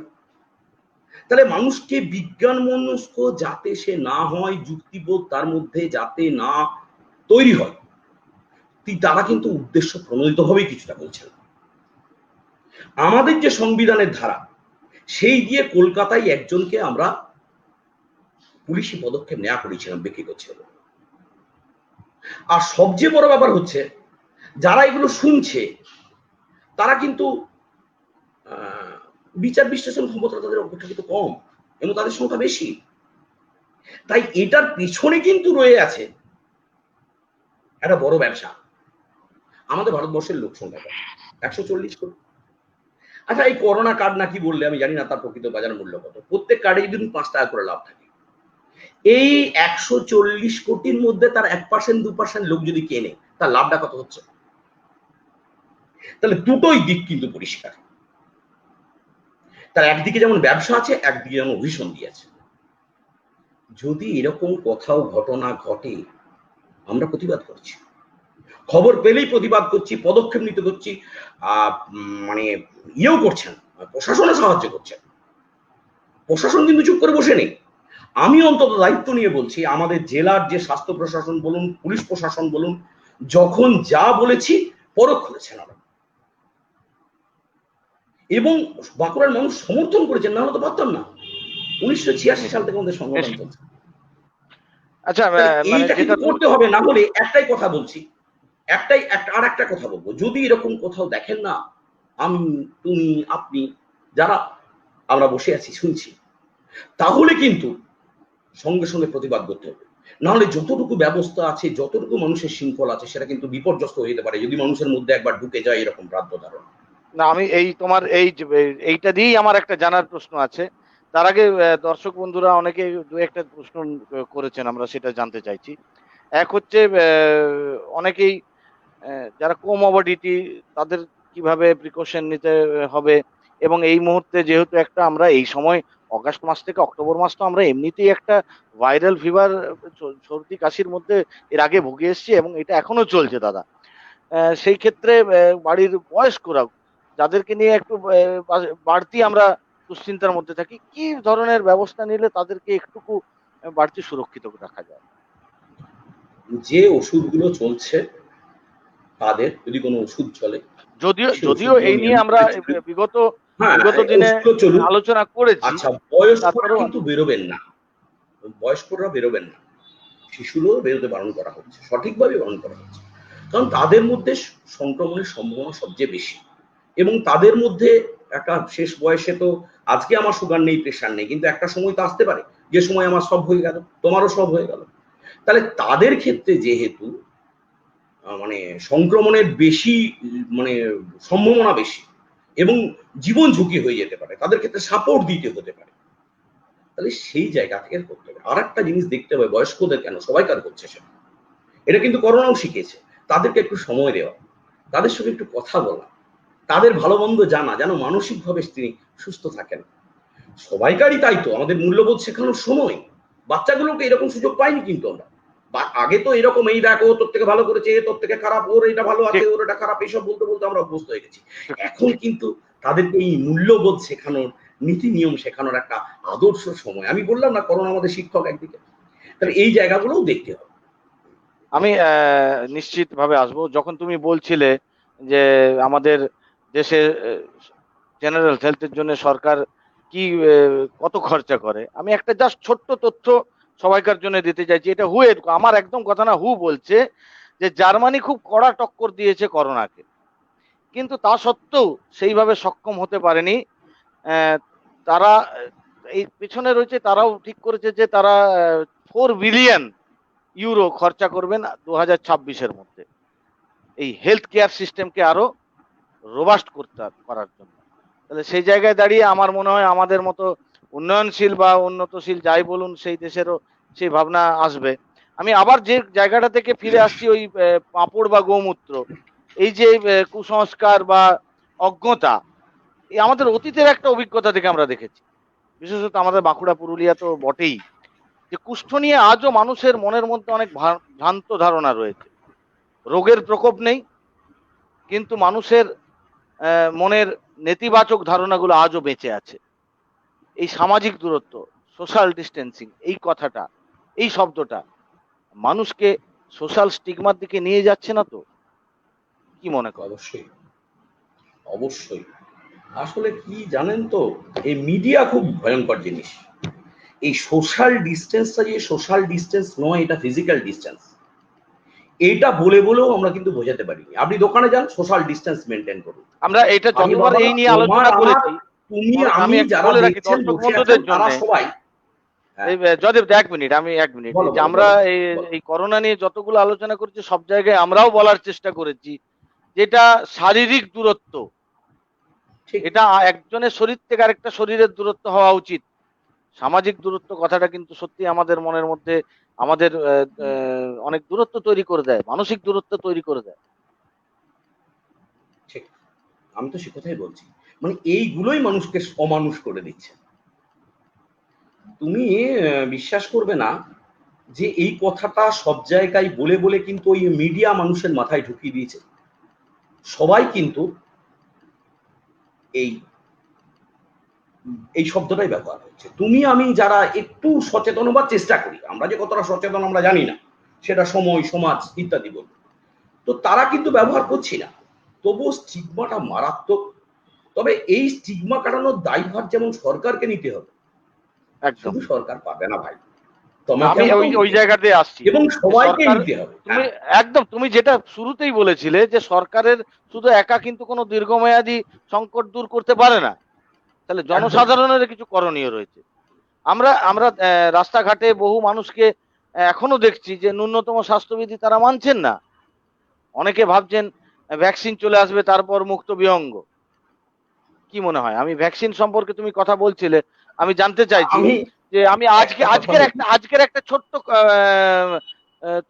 তথ্য বলতে চাই। বিভিন্ন আহ, সংবাদ মাধ্যম বা পেপার কাটিং এর থেকে যেটুকু জানতে পারা গেল যে কেন্দ্র সরকার রাজ্যগুলোকে 15ই অক্টোবরের মধ্যে তাদের একটা গাইডলাইন তৈরি করতে বলেছে, how to distribute and how to preserve the vaccine. আমরা আশাবাদী মানুষ, অবশ্যই চাই আমরা তাড়াতাড়ি আসুক, কিন্তু এই ভ্যাকসিন সম্পর্কে যদি একটু আহ, খুব সংক্ষেপে বলো, আমাদের সময় প্রায় আমরা শেষের মুখেই চলে এসেছি। একদম একদম দেখতে পাচ্ছি। ভ্যাকসিন আমরা মনে করি অনেক দূর। অবশ্যই ভ্যাকসিন আবিষ্কার হয়েছে, কারণ এই ইনফ্লুয়েঞ্জা জনিত ভাইরাসগুলো এত বেশি মিউটেট করে নিজেদের মধ্যে। এবার একটা ভ্যাকসিন আবিষ্কার হলো, সেটা প্রয়োগ করে দেখতে হবে কতদিন সেটাকে লড়াই করতে পারে, তার সাইড এফেক্ট কি আছে, তারপরে আসবে তোমার আমার কাছে, সে আসতে কিন্তু বহু দূর। তাহলে ভ্যাকসিনটা হচ্ছে এখন আবার মাস্ট। একটা একটা ওই তুমি একটা কথাটা শব্দ, বলবে, বলো একটা শব্দ জয়দেবদা, সাইড ইফেক্ট। বলো। মানে যদি সাইড ইফেক্ট হয় তাহলে সেটা তো ভ্যাকসিন হলো না। না, তোমাকে বলি কথা, তুমি ভালো কারণ ধরেছো, একটা খুব ভালো পয়েন্ট আমার ধরেছো। আমার আমার যতটুকু ধারণা হ্যাঁ, যে তাহলে মেডিসিন এটা আর তো ভ্যাকসিনের পরীক্ষা মধ্যে নিরীক্ষা, এক মিনিট, তুমি না না, দেখতে পাবে। মেডিসিন এবং ভ্যাকসিনের মধ্যে একটা পার্থক্য, প্রত্যেক ইচ এন্ড এভরি মেডিসিন তার কিন্তু সাইড ইফেক্ট আছে এবং সেটা তাতে মেনশন করা থাকে। Vaccine must be no side effect, এই তো একটা ছোট্ট পার্থক্য। একটা জিনিস দেখো, পোলিও আমাদের হয়, কাজটা কি ভ্যাকসিনে? আমাদের পোলিও হয়, আমাদের পোলিও খাওয়ানো হয়। পোলিও কি খাওয়ানো হয়? পোলিও অল্প পরিমাণে শরীরে ঢোকানো হয়, ঠিক? তাহলে অল্প পরিমাণ শরীরে ঢুকে আমাদের যে বডি সিস্টেম আছে সেটা সেইখানে থেকে অ্যান্টিবডি তৈরি করে, প্রতিরোধ করার ক্ষমতা তৈরি করে। তাই তো বলে যে তোর একবার পক্সই চার হবে না। আমরা আমি খুব এই মোটা অ্যান্টিবডি কাটায় নিয়েও যেটা আরেকটা জানতে অ্যান্টিবডি, ইচ্ছে আচ্ছা করছে। ঠিক আছে, তুমি তুমি একটা প্রশ্নের উত্তর শেষ করতে দাও, না হলে গুলিয়ে যাবে। ও, একদম তারপরে বলো ভাই। আম, ব্যাপারটা হচ্ছে যে তাহলে এই ভ্যাকসিন তো এই যখনই সাইড এফেক্ট থাকবে না তখনই তো সেটা ভ্যাকসিন হবে। তাহলে সেই পরীক্ষা নিরীক্ষা করার সময় তো দরকার, সে সময়টাও তোমাকে দিতে হবে। সময়টা তোমার হাতে নেই তো। আমি কোনো একটা নির্দিষ্ট করে দিলাম 15ই অক্টোবর কি 15ই আগস্ট কি 15ই সেপ্টেম্বর, তোমার আমার ইচ্ছের উপর নির্ভর করে না ভাই। এটা এটা নির্ভর করে পরীক্ষাটা চলবে সময় ধরে, তার উপর নির্ভর করে। হ্যাঁ, হিমু আমার বন্ধু। হ্যাঁ, ঠিক আছে, কৃতজ্ঞতার কোনো জায়গা নেই বন্ধুদের কাছে। না না, হ্যাঁ একদম হ্যাঁ না। ঠিক আছে। আর গতদিনে তার এখন ওনার বিষয়টা হচ্ছে, অভিজ্ঞতা আমরা হ্যাঁ করছি শুনে করছি, নিয়েছি। হ্যাঁ হ্যাঁ, এখন বিষয়টা হচ্ছে যে তাহলে ভ্যাকসিনের ভরসা এত তাড়াতাড়ি এক্সপেক্ট না করাটাই ভালো। আমাদের ভ্যাকসিন যেগুলো এখন এই মুহূর্তে আছে, সেইটা ভ্যাকসিন কি, মুখকে সুরক্ষিত রাখতে সঠিকভাবে মাস্ক ব্যবহার করা, সবাই পড়ুক মাস্ক। হ্যাঁ, আমাকে অনেকজন লিখছেন, আমাকে পিন পোস্ট করেও দিচ্ছ তোমরা, যে আপনারা একটা অ্যাপিল করুন। সব সময় করছি, এখনো দরকার হলেই মাইক নিয়ে চলে যাচ্ছি। তো বিষয়টা হচ্ছে এটা, যে আসলে মানুষের একটা ক্যারেক্টার কি, তোমার আমার সবাইকার মধ্যেই রয়েছে। আমরা ওই কারুর এই বেশি নির্দেশ বেশি দিন রাখতে পারি, কিন্তু তুমি আমি যদি সচেতন, এটা ক্যারেক্টার কিন্তু না। দেখো তুমি ওই যে আমি একটু আগে বলছিলাম না তোমাকে, যে হেলমেট পরতে হয় পুলিশ দিয়ে, দেখো এখন কিন্তু আবার হেলমেট ফাঁকা, মানে বহুদিন আগে ফাঁকা, এখন না বিশেষ পরিস্থিতি, শুধু এখন পুলিশ বিশেষ দিয়ে কেন, পরিস্থিতি মানে এই মানে আমি তো কিন্তু যেটুকু এই দেখতে অভ্যাসকে পাচ্ছি আমরা তৈরি মাস্ক করতে সত্যি পেরেছি। মাস্ক সত্যি ব্যবহার হচ্ছে না দাদা। হ্যাঁ, অথচ তাহলে আমার কি করতে হবে, আমাকে করতে হবে নিজে মাস্কটা পরতে হবে, এবং যে মাস্ক পরছে না তাকে একটু বোঝাতে হবে নরমভাবে, যে দেখুন আমি সবাই অসহায়, আপনিও করুন। এখনো পর্যন্ত যেটা আমরা জেনেছি, আমিও করি, একটু বাঁচি, একদম আমরা এই একটু বাঁচি, বাঁচতে দিন, পরিবারটাকে বাঁচান।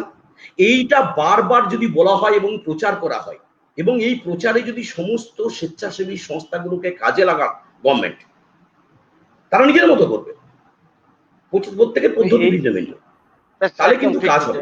আর আমি এইটার বোঝা মধ্য গেল। দিয়ে, আমাকে বলছেন অনেকে, আমি সবাইকার কাছে স্বনিবন্ধ অনুরোধ করছি, যে আপনারা বাইরে বেরোলে সঠিকভাবে মাস্ক পরুন। এই মাস্ক একটা গ্রামকে বাঁচিয়ে দিতে পারে, একটা পাড়াকে বাঁচিয়ে দিতে পারে। মানে এই মুহূর্তে প্লিজ মাস্ক কি আমাদের কাছে অবহেলা ভ্যাকসিন? করবেন না, একদম। আচ্ছা, বেশ, আমি পরের এইখানেই প্রশ্নে আসি। এই না, পরের প্রশ্ন না, একদম আমি একটা ব্যক্তিগত একটা ছোট্ট ঘটনা, যে কথাটা প্রশ্ন হিসেবেই বলতে যাচ্ছিলাম, মনে পড়ে গেল। বেশ কিছুদিন আগে, 4-5 দিন আগে আমি একটু ব্যাংক থেকে বেরিয়েছি, আমার খুব একজন পরিচিত, সে ওই মাস্ক ফাস্ক না পরে গাড়িটাতে স্টার্ট দিচ্ছে, সে ব্যাংকেই ছিল। জিজ্ঞেস করলাম, কি ভাই মাস্ক কই? বলছে, আমি অ্যান্টিবডি টেস্ট করেছি, আমার অ্যান্টিবডি তৈরি হয়ে গেছে, আমার মাস্কের দরকার নেই। আমার এই জায়গাটাতে একটু জানতে ইচ্ছে করছে। ঠিক আছে, আমাদের অ্যান্টিবডি, হার্ড ইমিউনিটি, এই জায়গাটা আমরা আসবো, এর মধ্যে দিয়েই প্রশ্নের আকারে আসবো, যে এটা কতটা যুক্তিযুক্ত বা এটা কতটা বৈজ্ঞানিক দৃষ্টিভঙ্গিকে সমর্থন করে, যে আমার মধ্যে অ্যান্টিবডি তৈরি হয়ে গেছে মানে আমি সুরক্ষিত, আমি মাস্ক পরবো না। এখন প্রশ্ন হচ্ছে যে তুমি একটা টার্ম বলেছো, একটু আমার মনে হচ্ছে বলা দরকার, সেটা হচ্ছে হার্ড ইমিউনিটি। Hard immunity. এখানে হার্ড, হার্ড অর্থে অর্থে গোষ্ঠী, HERD, হার্ড গোষ্ঠী ইমিউনিটি কিভাবে হয়, কিভাবে হতে পারে না, আমাদের সংক্রমণ অল্প স্বল্প যদি আসে, তাহলে সেটাকে প্রতিরোধ করার জন্য আমাদের শরীরে যে অ্যান্টিবডি তৈরি হবে, ইনফেকশন আসতে হবে তার, এই এইভাবে অ্যান্টিবডি যদি তৈরি হয়ে যায়, যদি মোর দ্যান 40% পাবলিকের, জেনারেল পাবলিকের মধ্যে এই অ্যান্টিবডি তৈরি হয়, তবে বলা যাবে যে আমরা চেনটাকে ব্রেক করতে পারছি। ঠিক, যিনি বলছেন আমার অ্যান্টিবডি তৈরি হয়ে গেছে আমি মাস্ক পরবো না, এটা তিনি একটা অন্যরকম বলছেন। আমরা তো কাউকে অ্যান্টিবডি টেস্ট করতে বলছি না, সামগ্রিকভাবে জনস্বাস্থ্যের নিরিখে বলছি না আমরা কথা। তাহলে তো সবই করতে হবে, তোমার পেটের কি অবস্থা হচ্ছে দাও, কালকে সকালবেলায় যে আমরা যাই একটু স্ক্যান করে আসি, আমি একটু ইউএসজি করে আসি, এত তো পরীক্ষা নিরীক্ষার আমাদের দরকার নেই। কই বলেন না তো, আমাদের যে ডাক্তারবাবুরা আছেন, যারা জনস্বাস্থ্যের প্রকৃত ডাক্তারবাবু, মানে যারা জনস্বাস্থ্যটা করেন, আমি আর নাম করছি না, এখানে অনেকজনই আছেন, তারা তো এরকম এত টেস্ট নির্ভর নয়। তো যাই হোক, আমি অ্যান্টিবডি টেস্টের কিন্তু আমরা এরকম ভাবে পাবলিক করতে বলছি, মানে কোনোভাবেই বলছি না। আমাকে যদি তুমি বলো যে আমাকে পরেও ফোন করে বলো জয়দেব আমি কি করাবো, আমি বলবো না করানোর দরকার নেই। এটা হচ্ছে ১ নাম্বার। আর মার্কস, মার্কস হচ্ছে একটা ডিসিপ্লিন, এটা অভ্যাস, এটা একটা চর্চা, এটা একটা চর্চা। তুমি জাপানে যদি কারুর সর্দি হয়, একটু কাশি হয়, তাহলে সে সবসময় কিন্তু মাস্ক পরে থাকবে, বাইরে বেরোবে। এটা তাদের সংস্কৃতি।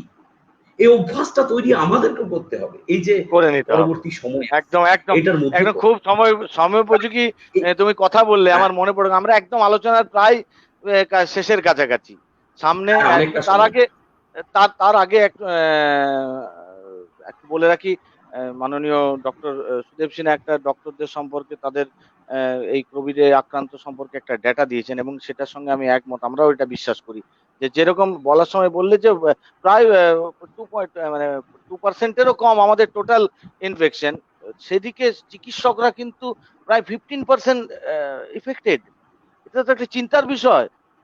যদি আমাদের যারা প্রথম সারি থেকে দাঁড়িয়ে যারা এই লড়াইটা লড়ছেন, তারা যদি এইরকম ইনফেকশন সংক্রমণে সংক্রমিত হয়ে যাচ্ছেন, ইনফেক্টেড হচ্ছেন, এটা তো আমাদের কাছে একটা সত্যি দুশ্চিন্তার বিষয়। আমি এটা নিয়ে জয়দেবতাকে কোনো প্রশ্নের দিকে যেতে চাইছি না, আমি এটা সত্যি আমাদের দুশ্চিন্তার বিষয়, আমাকে এবং আমার মনে হয় জয়দেবতাকে তোমাকেও ভাবাচ্ছে। না, ঠিক ব্যাপারটা ঠিকই। উনি যখন বলছেন আর আমি কি বলবো, উনি তো বলবেন, শেষ কথা। বিষয়টা হচ্ছে যেখানে কোভিড পেশেন্টদের ট্রিটমেন্ট হচ্ছে, সেই পেশেন্টদের জেনারেল পেশেন্টদের সঙ্গে রেখে দেওয়া। এবং আচ্ছা আপনি আমাকে বলুন তো, আমাদের জেলার একটা গর্ব হচ্ছে ওদা কোভিড হসপিটাল। সেই হসপিটালের কজন ডাক্তার আক্রান্ত হয়েছে, কজন নার্স আক্রান্ত হয়েছে? হয়নি কিন্তু, কারণ তারা টেস্টেড পজিটিভ। তাহলে তারা সতর্ক হয়ে যাচ্ছেন। কিন্তু আমি তাই তো বলছি প্রথমে, যদি আমাদের টেস্টের সংখ্যা বাড়ানো হয় এবং টেস্ট থেকে পজিটিভ গুলোকে যদি পৃথক করতে পারি আমরা, তাহলে আমরা কিন্তু এটাতে একদম সফল হবো। তাহলে এই সংক্রমণের মানটা এটা কমবে। তাহলে একদম সবকিছুরই কিন্তু এই টেস্ট। এটা হিমাদ্রিদা অত্যন্ত বিনীতভাবে বলছি, আপনি আরো ভালো বলতে পারবেন, আরো ভালো পরামর্শ আমাদের দিতে না পারবেন। না ঠিক আর ঠিক একটা ঠিক। কথা আমাকে হিমাদ্রিদা পিন পোস্ট মানে করলে তোমরা, হুম। হিমাদ্রিদা বলছেন এই কথাটা আমি স্কিপ করে গেছি। Thank you হিমাদ্রিদা।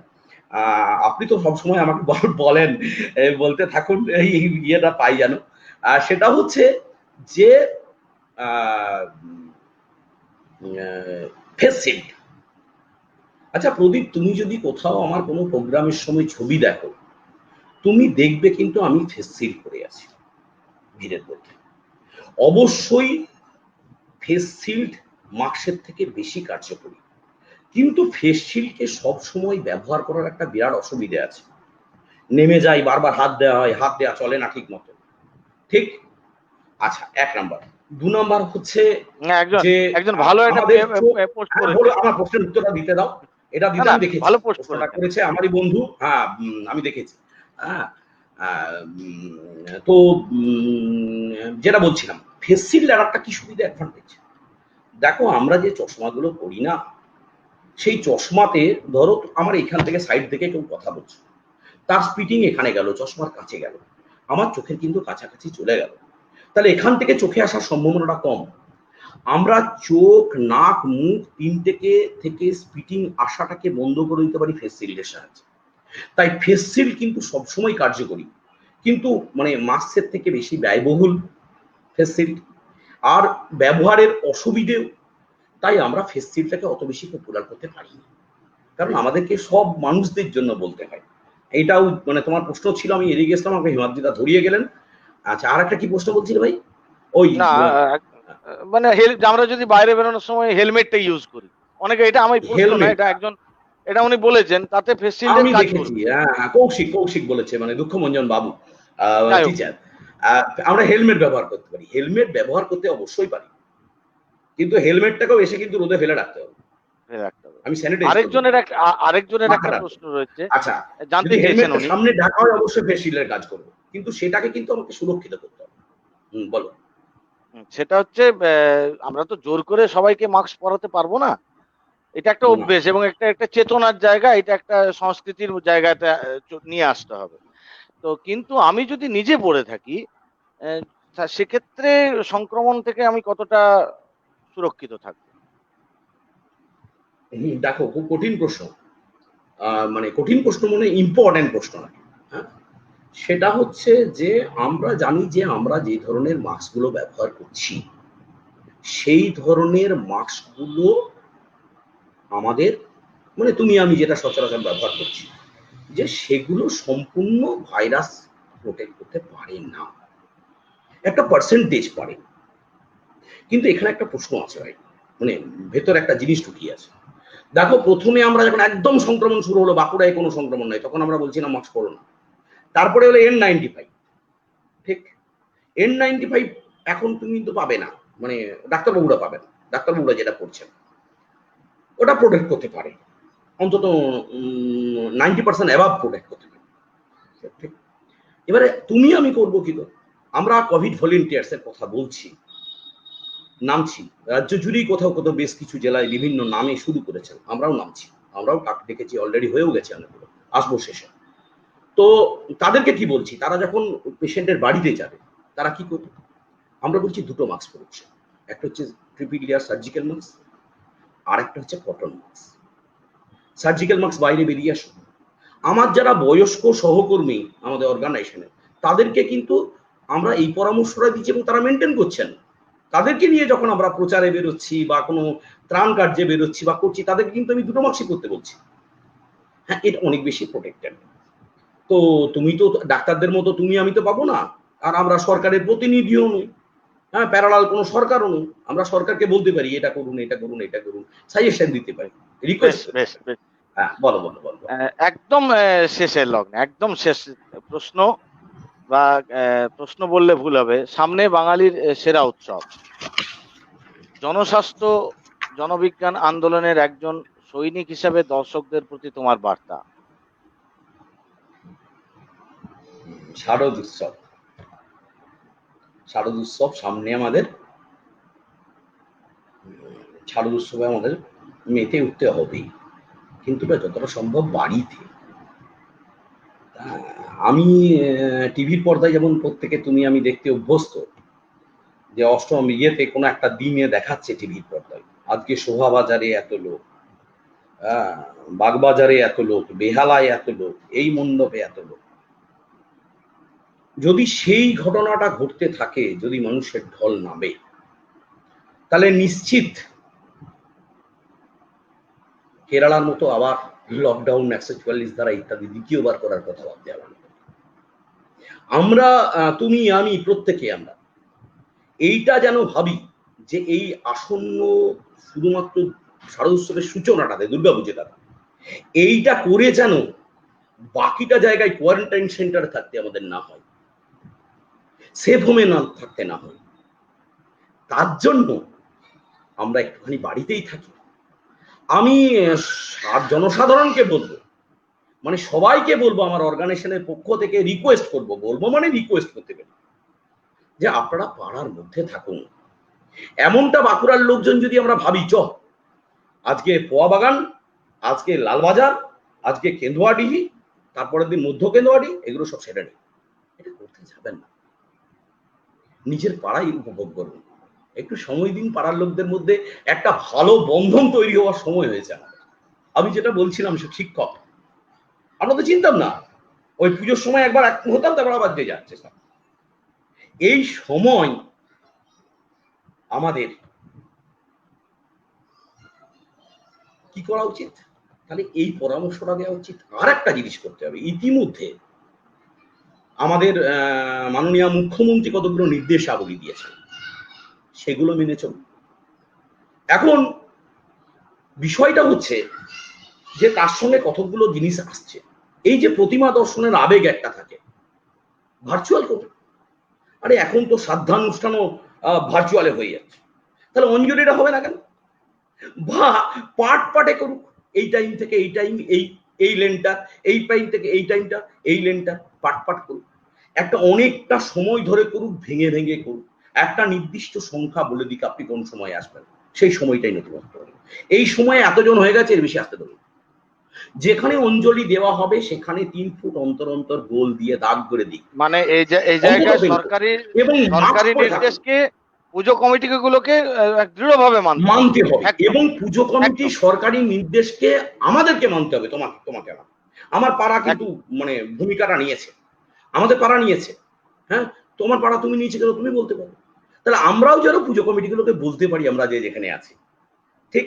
আর একটা বিষয় এখানে মনে রাখতে হবে যে যখনই আমরা যাব কোনো একটা ফাঁকা সময় ধরে বাচ্চাটাকে একবার ধরুন বার করতে হবে, নিয়ে গেলাম, পকেটে কিন্তু স্যানিটাইজার নিয়ে যাবো, মাস্ক পরে যাবো, প্রসাদ আনতে যাবো সেখানেও মাস্ক পরে যাবো, প্রসাদটাও লম্বা টাইমে দিতে হবে, না নিতে পারলে ভালো হয়, কিন্তু আবেগকে যদি কন্ট্রোল না করতে পারে, তাহলে সে যেন প্রসাদ প্রস্তুত কর্তা, সে যেন ঠিক মতো হাতকে স্যানিটাইজ করে দেয়, সে যেন ঠিক মতো পাত্রে দেয়, হাত যেন যে নেবে তার আগে যেন তার হাত যেন ঠিক থাকে। ছোটখাটো বিষয় তো আছে, তার মধ্যে মাস্ক কিন্তু পরতেই হবে, না হলে কাউকে মণ্ডপের ধারে কাছে আসতে দেবো না। আমি পুজো কমিটিগুলোর কাছে অনুরোধ করবো যে আপনারা টেবিলের কাছে একটা জায়গায় কন্টিনিউয়াস প্রচার চালান, মাইকিং চালান, যে আপনারা এই স্বাস্থ্যবিধি মেনে তবেই আসবেন, নাহলে বাড়িতে থাকুন। কারণ পাড়ার লোকদের সঙ্গে ঘনিষ্ঠতা হবে, তাদের যদি ওই সময় কিছু একটা হয়ে যায় পাড়ার লোকদেরকেই দেখতে হবে। এমনিতেই তো নিশ্চয়ই মানুষ দিশেহারা ভাই, এমনিতেই তো ঠিক মানুষ দিশেহারা যে আমি জ্বর হলে আমি কোথায় যাব, কোথায় টেস্ট করাবো, পজিটিভ হলে কি করব, আমি কোন গাড়িতে যাব, আমাকে নিয়ে আসবে কোথায়, আমি টেস্ট করতে যাব কি করে, আমার তো পাড়ায় অনেক গৃহবন্দী থাকতে হচ্ছে, তাহলে আমার যাবো কিসে যাব, এইটাতে মানুষ দিশেহারা। তাহলে তাদের কাছে আসারও একটা সুযোগ দিয়ে দিয়েছে। আপনি যদি হেল্প লাইন গুলো দিয়ে দেন, ফোনে একটু সুবিধে করে দেন তাদেরকে, তাহলে হ্যাঁ নিচ্ছে, তাহলে আমাদের কিন্তু অনেকটা সুবিধে হবে এবং একটা টেবিলে সেখান থেকে একটা টিম তৈরি হয়ে যায়। আমি যে কোভিড ভলেন্টিয়ার্স টিম বলছি, একদম থাকুক একদম না, একদম তারা ঠিক ঠিক স্বাস্থ্যবিধি মেনে একটা টিম গঠন করুন, সেই টিম মানুষের পাশে প্রকৃত দাঁড়াতে পারবে, তাদের ওষুধ দেওয়া, তাদের বাড়িতে খাবার পৌঁছানো, টাকাই তো সব কথা নয়, পালস অক্সিমিটার দরকার হলে কিনে দেওয়া, যে বাড়িতে আছে সে দিতে পারছে না, এমন একটা পরিস্থিতি হতে পারে তো যখন হসপিটালে জায়গা নেই। আমার সেই মুহূর্তে আর একটা হসপিটাল তৈরি করা হচ্ছে জেলায়, সেই জায়গাটা আমাদের তৈরি হয়নি, এখন আসেনি। তাহলে সেই সময় সাপোর্ট দেওয়ার জন্য মানসিক প্রস্তুতি তোমাকে আমাকেই রাখতে হবে ভাই। ঠিক একদম এই একদম। বার্তাটাই দিচ্ছি। তবে একটা কথা আমার বলবো, আর সাংস্কৃতিক অনুষ্ঠান কিন্তু বাতিল করতে হবে। আর না একটা সেটা কথা রাজ্য বলবো, সরকার রিকোয়েস্ট থেকে একদম করছি, এই কঠিন ভাবেই তৃতীয় দিনের কঠোর ভাবে বলা হয়েছে। একটা বলা হয়েছে, কিন্তু একটা জায়গাতে আমি আবার রিকোয়েস্ট করছি পুনর্বিবেচনার জন্য। আচ্ছা আমি তৃতীয়ার আরেকটা দিন প্রশ্ন, শুনলাম উদ্বোধন হচ্ছে, হ্যাঁ আমি ওইটাই তৃতীয়ার দিন, আসছিলাম যে তৃতীয়া থেকে তৃতীয়ার দিন উদ্বোধন হয়েছে, কিন্তু উদ্বোধন এইটাতে তো হচ্ছে, আরো এবং বেশি না চতুর্থী শুধু উদ্বোধন পঞ্চমী নয়, ষষ্ঠী অনেক শুধু ভিড় হবে। উদ্বোধন নয়, এই তৃতীয়া উদ্বোধন থেকে জিনিসটাই তো বন্ধ হয়ে প্রতিমা যাচ্ছে। দর্শনের কথা বলা হয়েছে, তৃতীয়া থেকে এইটাই প্রতিমা শান্ত দর্শনের মুশকিল। কথা বলা হয়েছে। দেখুন এবং সেটা তো মানুষের প্রতিদিন মানুষ অসুবিধে, দেখবে। না না মানে আমি বলছি বৈদ্যুতিন মাধ্যমে দেখবে, আজকে একডালিয়ায় এত ভিড়, কালকে অমুক জায়গায় এত ভিড়, তাকে তো এটা হ্যাঁ, অনুপ্রাণিত করবে। হ্যাঁ, এই খুব মুশকিল। তাহলে না সব সময় সেটা গভর্নমেন্টও বুঝতে পারেন না প্রাথমিক পর্যায়ে, পরে দেখেন আবার রেক্টিফিকেশন হচ্ছে। হ্যাঁ, জি সেই রেক্টিফিকেশনের জায়গায় থেকে যদি আমি রিকোয়েস্ট রাখছি একটা, যে এই উদ্বোধনের অনুষ্ঠান অনুষ্ঠান প্রচার এইরকম ধরনের কোনো প্রচার করার দরকার নেই। সম্ভবত আমাদের যারা মানে অভিভাবকের মতো জায়গায় আছেন, যারা নীতি নিয়োগের জায়গায় আছেন, তারা অনুরোধ করুন পাড়ায় থাকতে, না এরকম ব্যাস। ভাবে পারবে, সর্বনাশ হয়ে গেল। রিকোয়েস্ট। খুব হ্যাঁ বলো। খুব ভালো আলোচনা, ধন্যবাদ। আমি সুদেব বাবু যে আশঙ্কার কথা বলেছেন সেই কথা বলেই, বা জয়দেব দা যে কাছ থেকে যেটা শেষে বার্তাটা দিলেন সেই থেকেই আমাদের অনুষ্ঠান কিন্তু শেষ করব, যে কেরলের ঘটনার পুনরাবৃত্তি যেন পশ্চিমবঙ্গে না হয়। একটা দুর্গাপুজো চলে গেলেও বেঁচে থাকলে আপনি আরো অনেকগুলো দুর্গাপুজো দেখতে পাবেন, একথা অন্তর থেকে বিশ্বাস করতে হবে। রাহুল দ্রাবিড়ের ব্যাটিং এর কথা মনে করুন, অফ স্টাম্পের বাইরের বলকে ইনিংসের শুরুতে ব্যাট তুলে ছেড়ে দিতেন, যাতে ইনিংসের ভিতটা মজবুত হয় আর বোলার ক্লান্ত হয়ে যায়। আগামী দুর্গাপূজা আমাদের কাছে অ্যাসিড টেস্ট। এই ওয়েভ যদি আমরা আটকে দিতে পারি রাহুল দ্রাবিড়ের চওড়া ব্যাটের মতো, তাহলে পরের দিকে স্টেপ আউটের জন্য প্যাভিলিয়নে অপেক্ষা করে আছে আমাদের সচিন সৌরভের মতো চিকিৎসক এবং স্বাস্থ্যকর্মীরা যারা স্লগ ওভারে স্টেপ আউট করে বলবে বাপি বাড়ি যা, এই আশা, এই ভরসা, এই প্রত্যাশা রেখে জয়দেবদাকে আমাদের ধুলামাটির পক্ষ থেকে অসংখ্য ধন্যবাদ জানিয়ে খুব ভালো থাকবেন, বাড়ির মধ্যে আনন্দ করে পুজো কাটাবেন, এই আশা রেখে সবাইকে আবার অভিনন্দন জানিয়ে আজকের অনুষ্ঠান শেষ করছি। নমস্কার। প্রদীপ, তুমি খুব ভালো সঞ্চালনা করেছো, অনেক ধন্যবাদ ভাই। হ্যাঁ, খুব ভালো লাগলো। সবাই ভালো থাকুন, ভালো থাকার চেষ্টা করুন, একা নয়, সবাই মিলে। এই অনুরোধ, এই আকুতি, এই আহ্বান জানিয়ে আপনাদের কাছ থেকে বিদায় নিচ্ছি। সবাইকার উত্তর দিতে পারিনি, মানে অনেকগুলো এসে গেছে পরপর। আমি পারলে যদি কোনো প্রশ্ন থাকে আমি পরে দিয়ে দেবো। ধন্যবাদ। শুভরাত্রি। শুভরাত্রি। শুভরাত্রি।